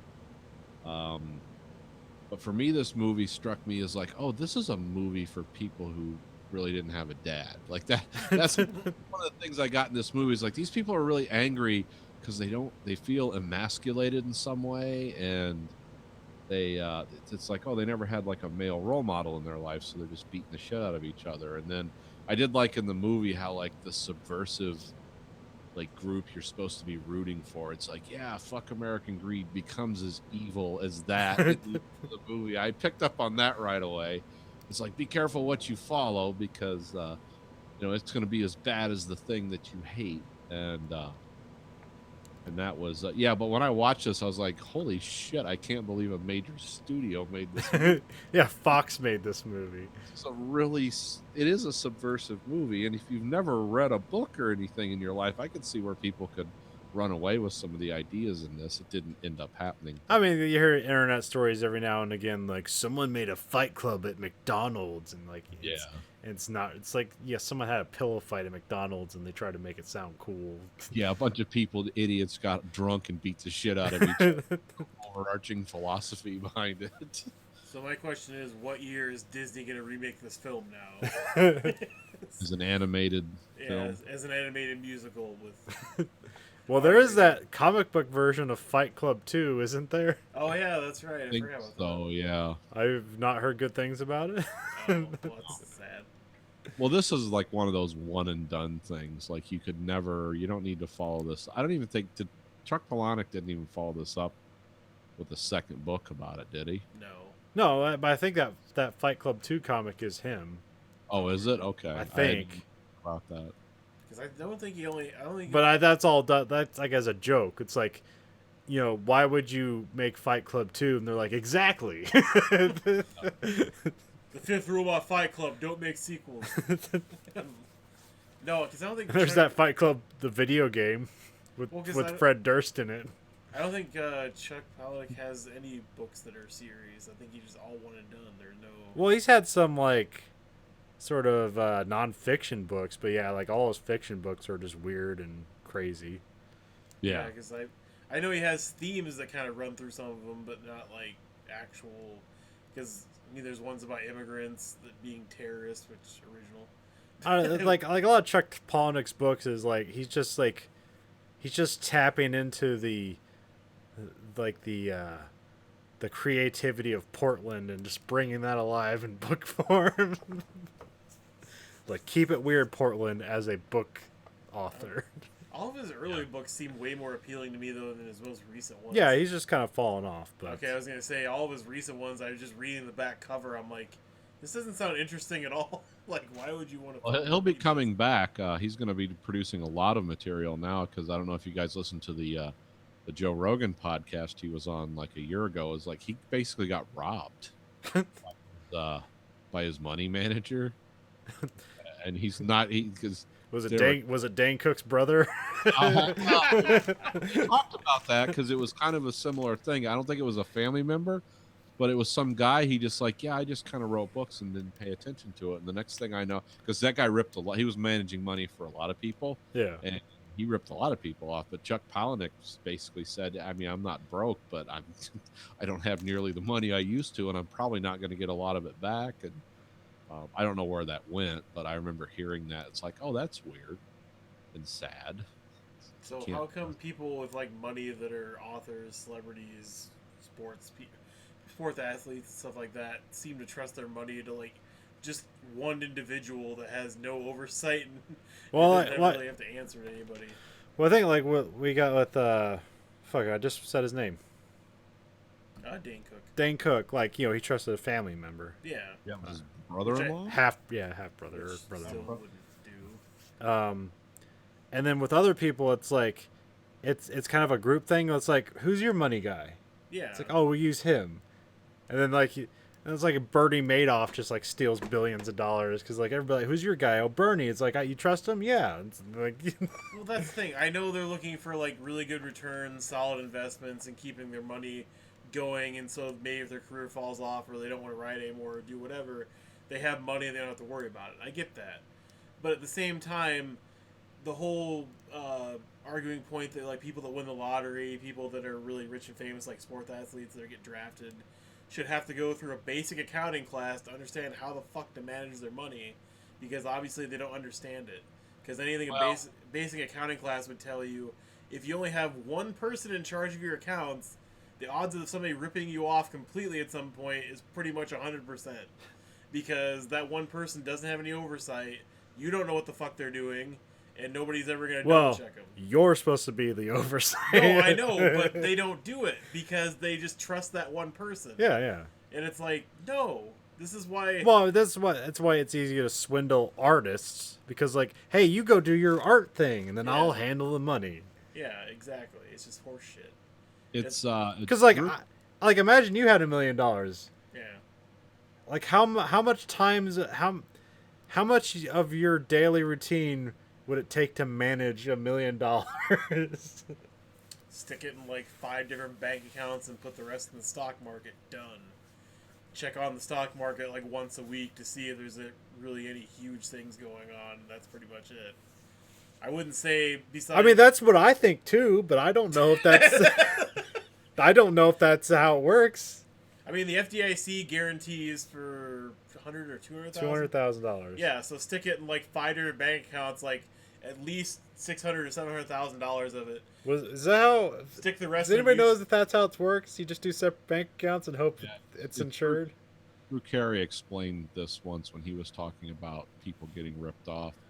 Because when he went from doing the Drew Carey show to The Price is Right, he was talking to. He goes, he's always been kind of tight with his money. I mean, like he watches it, but he said the problem is the kind of money I'm making doing The Price is Right. I could fill every bank in Southern California up to the safety bar, and then he goes, I would have to manage 1,000 bank accounts. And he was saying how you just eventually it overwhelms you. It's like you do have work, you have your work, and or whatever it is. The Price is Right isn't like overwhelming his creativity, but he makes a lot of money for doing it, and it gets to be so it's like overwhelming. It's like I can't sleep, I can't do anything. I got to watch this money all the time. So you turn it over to people. And he said 90% of the people don't fuck you over because they don't want to go to prison. But he said people that like he was saying like a lot of actors are really erratic, and if you got like a lot of family members and stuff that are poor, they're constantly calling their guy like, could you wire my brother-in-law $500,000 or something? And it gets to be a clusterfuck. It's like guys like us never have to worry. I'm never like wondering. It's like, wow, how much is my credit union insured for? It's like I'll never.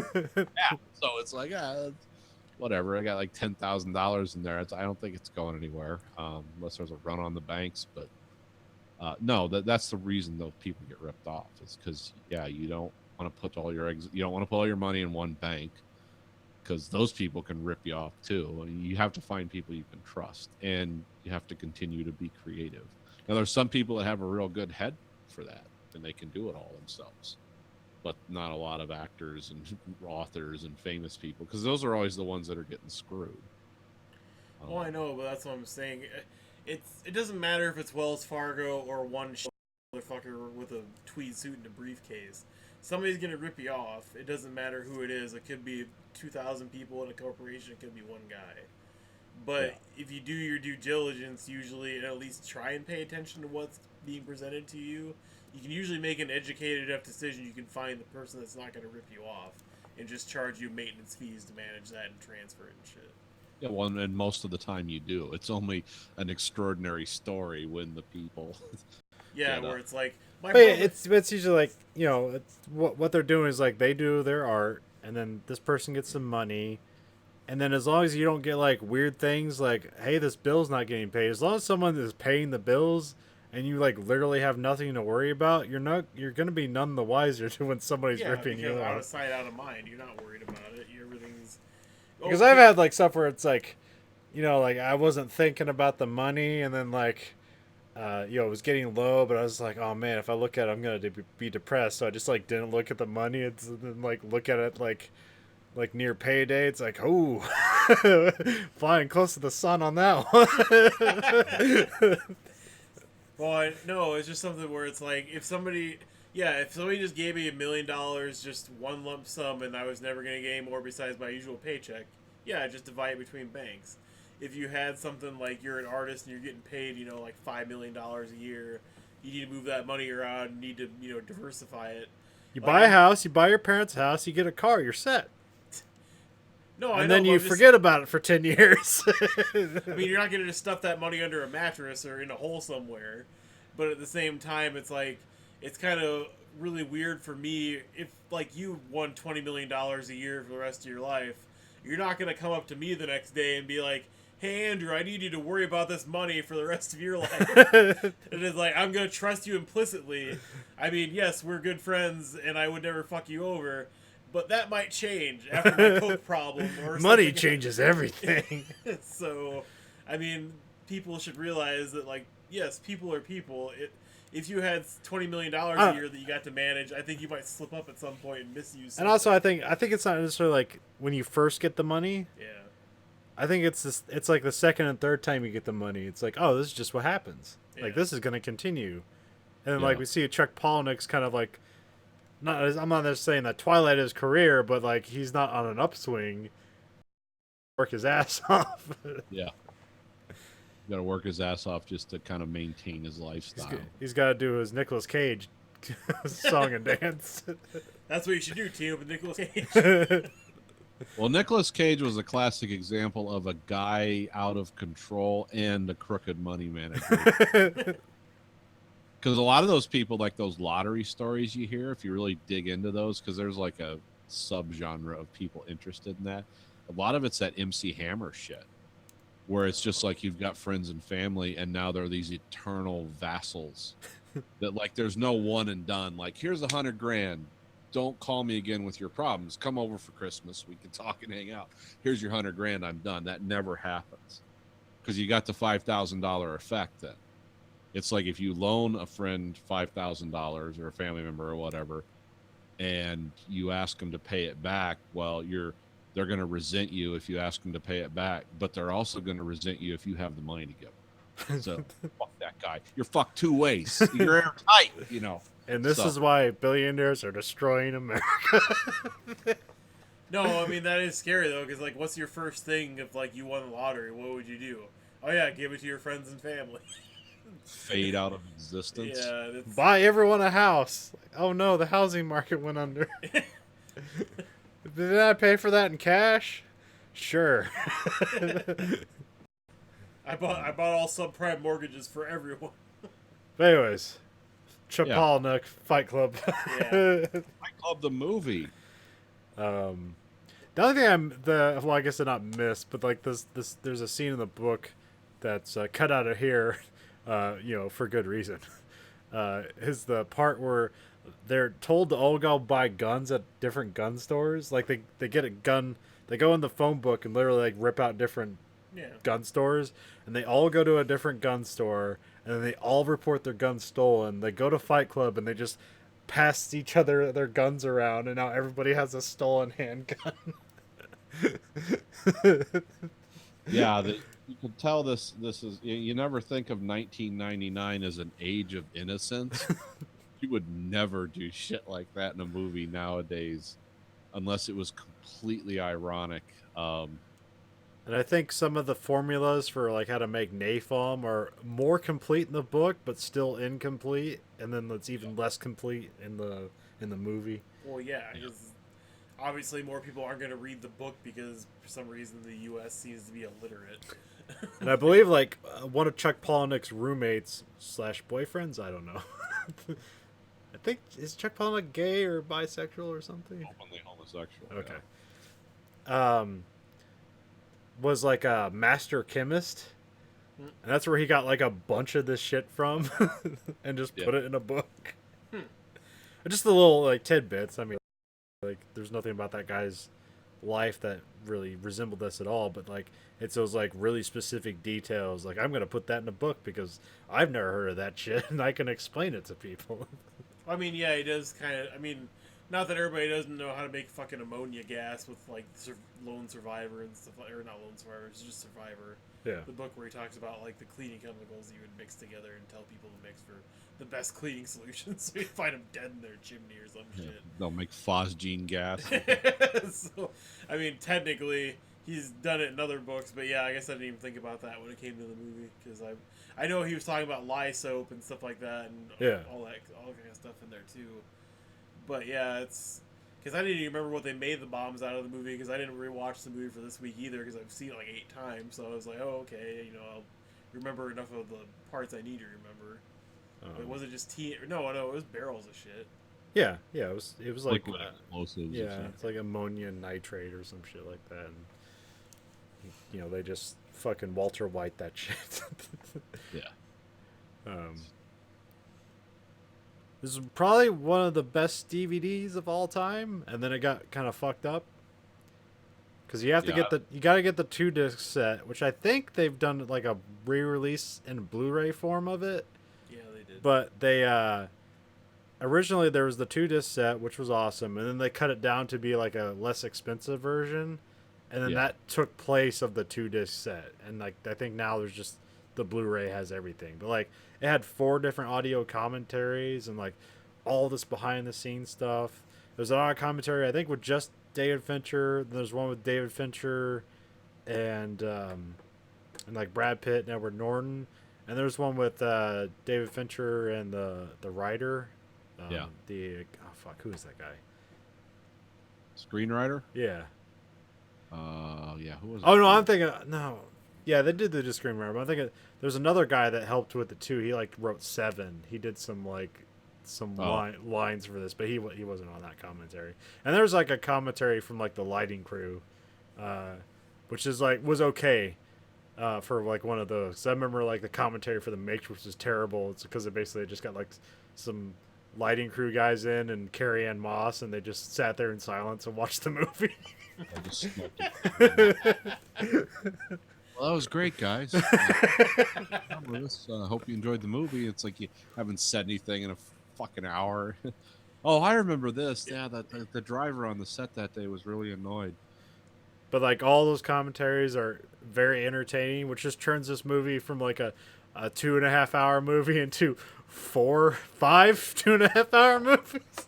10 hours of entertainment. Yeah. I always see Yeah, that that's like the set I have with the 2 discs, and it's actually got the soap is like a raised. Yeah. Yeah, so it's like, they don't spend money on DVD presentations like that anymore. No. no, it should just be like a commentary where it's just people like doing innocuous shit, like getting up and going to the bathroom, or just like, hey Tom, like pass me that Coke over there, and then just opening the Coke can and like going at the end of it. Random people off the street. Yeah, like, basically. time they're watching the movie. I mean, Just like- well, we're gonna do the Matrix next time. Watch that commentary. It's fucking. Oh. I'll have to see if the Blu-ray has a commentary. Hey, I thought the thing is, I think every version has that commentary. Okay, because I only have the first movie because they only recently put the second and third on Blu-ray. Yeah. Like in the last year. I don't know why it took them so long. Probably a lack of interest. Yeah, but it used to be you can only get the second and third in together, and I'm like, I don't want the fucking third movie. I've only seen it once. I don't remember anything of it besides like the cool mech battle scene. And that's That'd be pretty a much it. weird like head to head. Which is better, the second or the third Matrix movie? Because I know there's people on both sides. Like I like the car chase in the second movie, and that's just kind of like what I like. But like I think the third one has a more interesting stuff with like the actual like humans in the center of the earth stuff. Like that stuff's kind of interesting. I don't care for really either story, but like there are competing parts of interests. I'd say the second one's better because I can actually make sense of it. The third one's kind of up in the air. I mean, I don't know. I mean, they're gonna remake. But it we'll now, talk about that supposedly, later. so- But we're more or less now we're on Fight Club as a great DVD. Yes, and a great movie. Let your kids watch it. And Let your 8-year-old children watch it. then and of course because of blowing up buildings at the end, this is like the most pre 9/11 movie. Yeah. So I've like wonder like how many times has this movie aired after 9/11 on like cable television? It has to be not a lot. Yeah, I don't know. I mean, it's one of those movies that's like in the zeitgeist, but you don't see it a lot unless you seek it out. Yeah. It's not just there, and it's not one of those there. I mean, there's some horrendous dialogue in this movie, and not bad dialogue, but just stuff that's like, whoa, I can't believe she said that, or they said that, or It was a lot. I haven't been fucked like that since grade school. yeah. I want to have your next abortion. There was like 4 lines. God, each one's more horrible than the last. Which one are we going to use? Well, I mean, they definitely cut out the explosions and shit, and him blowing, like him physically like shooting himself in the back of the head. Like you see it more in the original cut now. Like if you watch it on TV, they cut out the blowing. Oh, have you seen the TV cut? Yeah, I've seen the end of it. Huh. So it's like they don't show him pulling the trigger. Yeah. Or like the hole through the fucking back of his head. Yeah. It just kind of like they turn around, they're looking out the window, but it doesn't really show anything blowing up. Oh, the It kind of cut out shows the like the building. light from something, but not anything actually blowing up. Huh. So I thought he got out the side of his mouth. I thought Well, he it did, was- but like Brad Pitt's head blows up. Oh, Brad. Oh, yeah, that's right. Is that what you're referring Yeah. to? Okay, yeah. Yeah, Edward Norton, the bolt like bounces off his jaw, but like for Tyler Durden, his head gets blown up. Oh, okay, yeah. And obviously they replace all the swearing and most of the sex stuff, and anything that's like divisive in any way, shape, or form. It kind of like neuters a lot of the good parts of the movie because it just like takes the impact out of them, or like Yeah. the I mean, shock that's value. what a TV cut of Yeah, I a know. movie does. But I'm surprised I they don't even did a TV cut. I of don't this remember movie. if they call Meatloaf's character bitch tits in the. I don't think they can in the TV cut because At that time, I don't know, because I know now it'd be totally fine, but Oh, okay. But yeah, I actually haven't seen that part of the movie in TV cut, so I have no idea if they call it bitch tits or not. But yeah, yeah, it's I definitely not recommend it. Like, it definitely a better movie just watching it from the DVD. So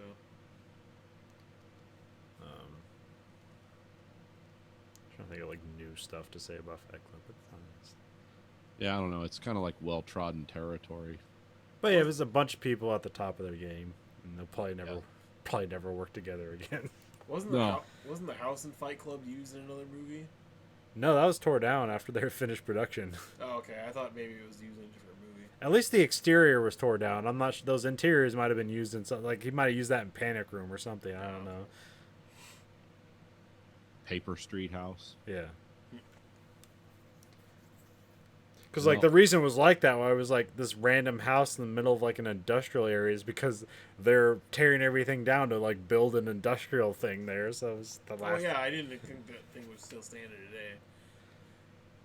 And there was some reshoot that there's some deleted scenes. There's a scene like at a swing set that they had to reshoot that like changed. I think it changed to like the scenes where they're getting on the bus and like, who would you fight, like alive or dead, and it's like Abraham Lincoln and shit like that. I think they replaced those scenes.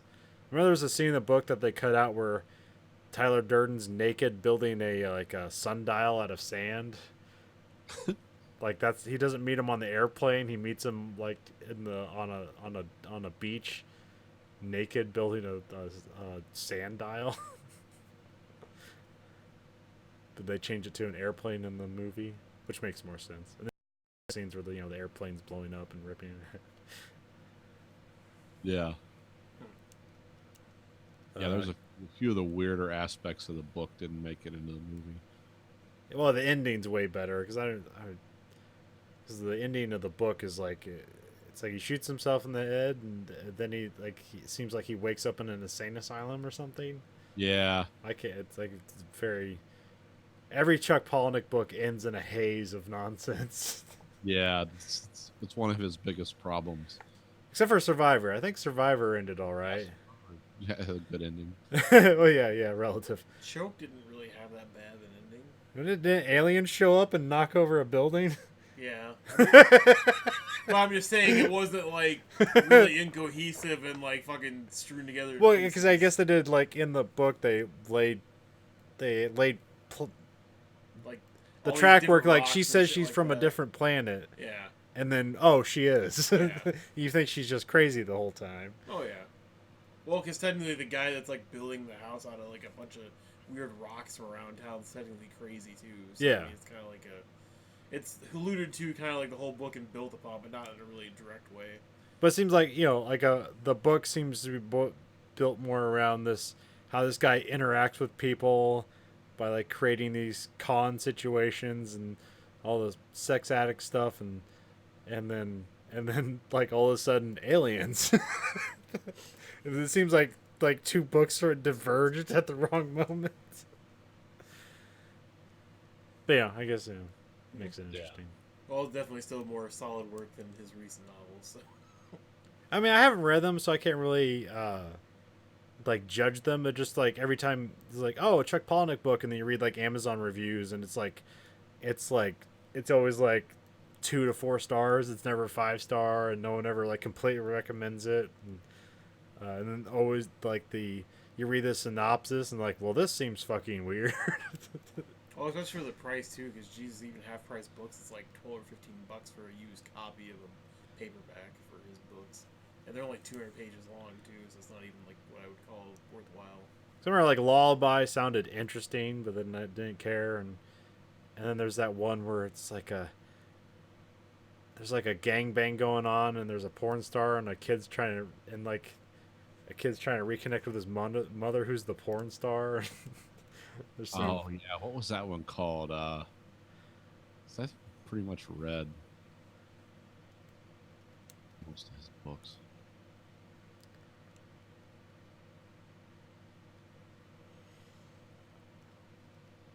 Can't remember what that one was called. and then he has associations with that one group that likes to run a bunch of like pranks and shit. Or the Merry Pranksters or whoever. Something. Something like that. They like to do corporate pranks.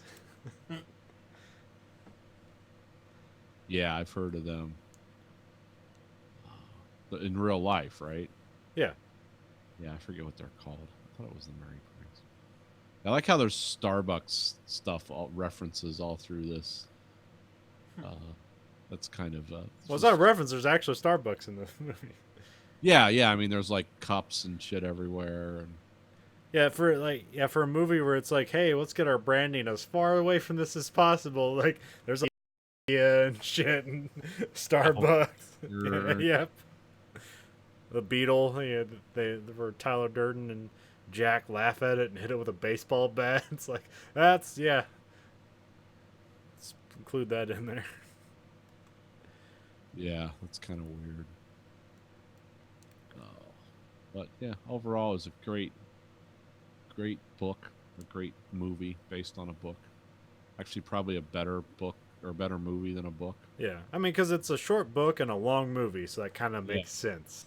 Well, and they definitely try to cover a lot of the ground in the movie, and the way they do the character development and stuff, and it's like that whole twist ending about he's the same person. Now, I didn't pick up on that. Yeah, but it was getting so weird in the movie that I thought I didn't see that one coming, but I thought, oh, is there some kind of magical thing gonna happen? Is like Tyler a wizard that no one else sees, and is this guy channeling his message? So I was actually thinking that in the theater, but I did not get that. I was like, oh, this is this guy's psychosis that's playing out. Yeah, I didn't understand it until like Brad Pitt literally says it, like we're the same person. Like, oh, that's what they're getting at. I kind of got it at the end, but I didn't. I'm not one of those people. It's like I knew from the beginning. No, you didn't. So now we just like look for that in every movie. Like, are they gonna do the Fight Club thing? Well, how many movies did this in because when did The Sixth Sense? Is that a '99 movie? Yeah. Yeah. Okay, so that was sort of this. Yeah. Not exactly, but it had that. That was the twist in Sixth Sense. This just was. Well, I mean, even like the Matrix kind of had a twist. Like, you watch trailers, like, what is the Matrix? Like, oh, there's a twist there. And the 13th floor, which like nobody knows, but essentially has the same twist, where it's like, oh, it's all a video game. Well, literally, even the new Blade Runner movie, I thought that was actually going to be the plot twist or whatever. For Ryan Gosling's character was thinking he was the, son of 2 replicants and stuff like that, and then it was the woman behind the plexiglass and stuff like that. And I was like, no, he's just imagining her, and he's actually like. So I mean, it's been replicated enough that it's definitely a trope now, or at least something you haven't. Well, you kind of looked for it. Like I remember the last time it worked was The Prestige. Oh yeah. Yeah, and that was like super dark. Fuck.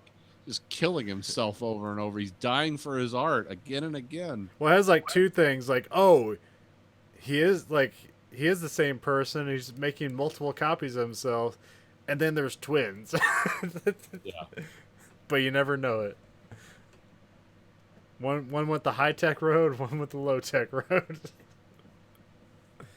But yeah, that was. I mean, this movie threw so many things at you. That was that's what was fun about this movie. Is like, what are they gonna come up with next?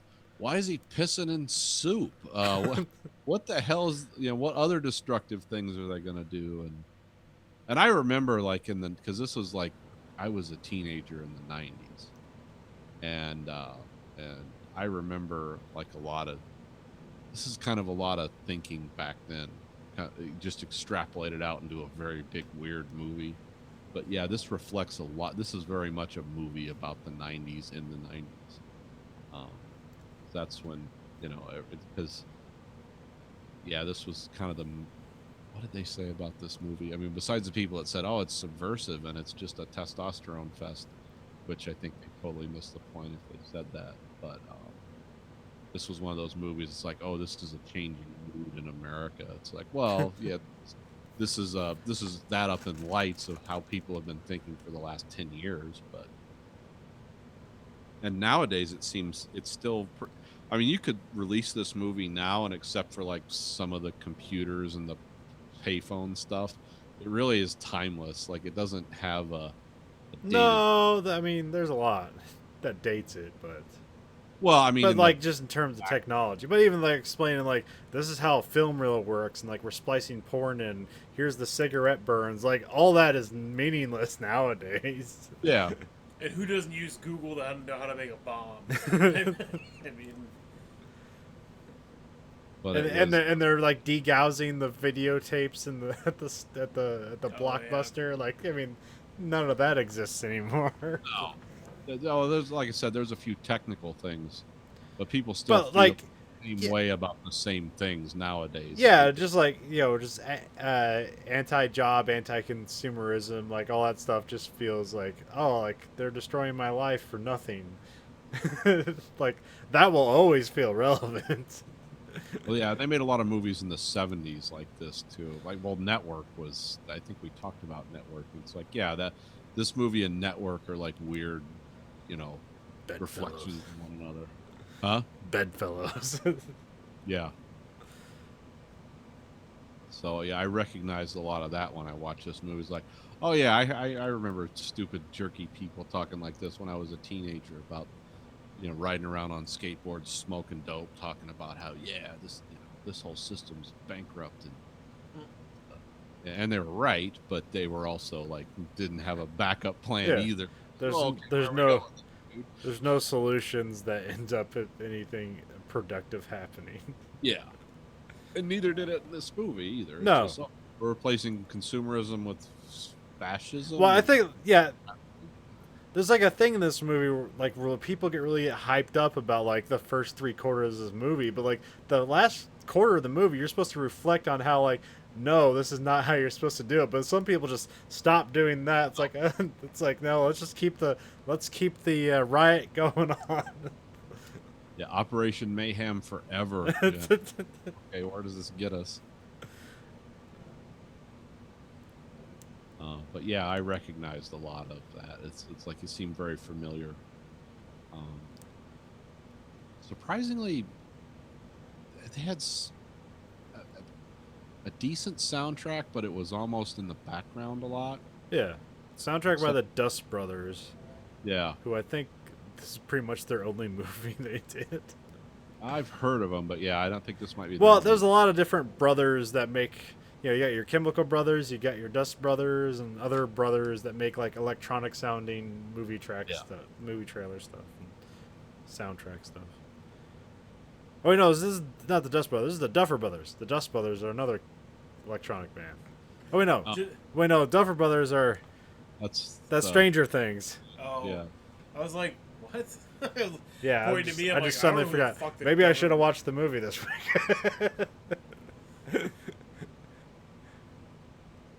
But I know it was. And then the ends on the Pixies. Yes. Which is great. Is the song I downloaded because of that movie. That's an awesome song. I can play that part.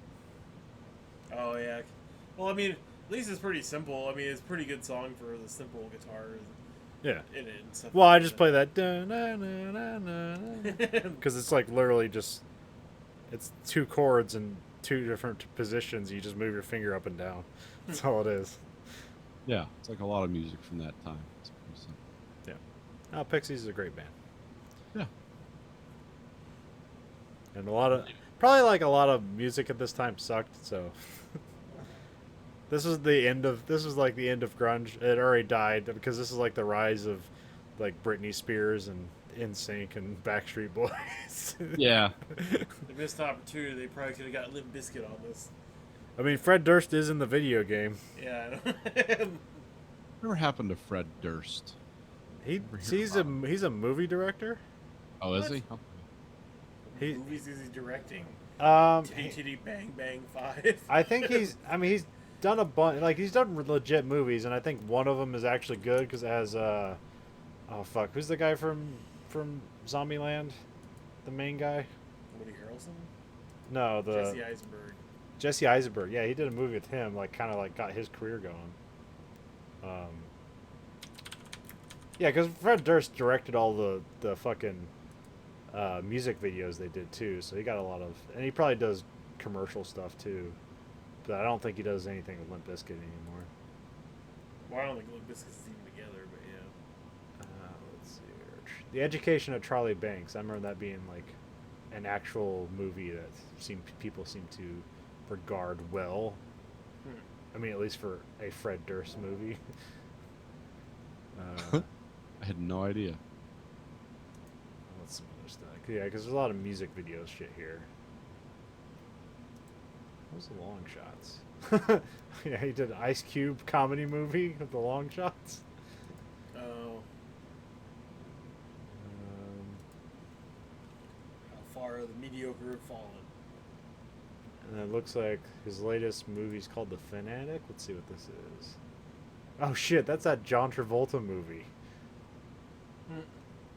A rabid film fan stalks his favorite action hero and destroys the star's life. Huh. It's got John Travolta in it. Yeah, I think he plays a guy named Moose. Yeah, he looks fucking weird as shit. Yeah, that's John Travolta. Oh, that yeah. He looks fucking weird. Actually, I saw the trailer for that movie. I guess I didn't know it was fucking. That's Fred Durst, yeah. Huh. That's interesting. Basically a recreation of a Bollywood movie? That's interesting. Are they gonna sing in it? Maybe. I'm trying to get Limp Bizkit lyrics in my head, and I immediately can't think of anything except for break stuff. I did it all for Some days you just don't wanna. I did it all for the nookie. Oh, the nookie. So Yeah. you can take that cookie and stick it up your head. I've always maintained that Limp Bizkit is a terrible band, yet I had every one of their albums. There's always something about a Limp Bizkit album where, like, it's entertaining and energetic, but also completely devoid of any artistic merit. Yeah, a lot of people, because like Rage Against the Machine, I think what was like a year or so ago, apologized for existing because they pretty much created Limp Bizkit because they used to listen to Rage Against the Machine. That's why they formed the band. And so they're like, we apologize that Limp Bizkit exists because we existed. I remember I really liked Behind Blue Eyes before I found out it was a fucking Who song. Oh, really? I didn't know it was a Who song. It's like, That oh. was a cover. 'Cause somehow I'd gone my entire life and haven't heard Behind Blue Eyes by The Who. I mean, technically, you could like the song, the cover of it. I mean, I did. It's like, oh, this is like well written. It's like, oh yeah, because he didn't fucking write it. I mean, because there's certain songs that are really good covers, regardless of who actually performed. Oh yeah, I mean like anybody that covers like a fucking who did just forgetting everybody's name. He did All Along the Watchtower, like the who Jimi Hendrix. yeah, who? But what's the original song that he did a cover from? The fuck's his name? You think of it, yeah.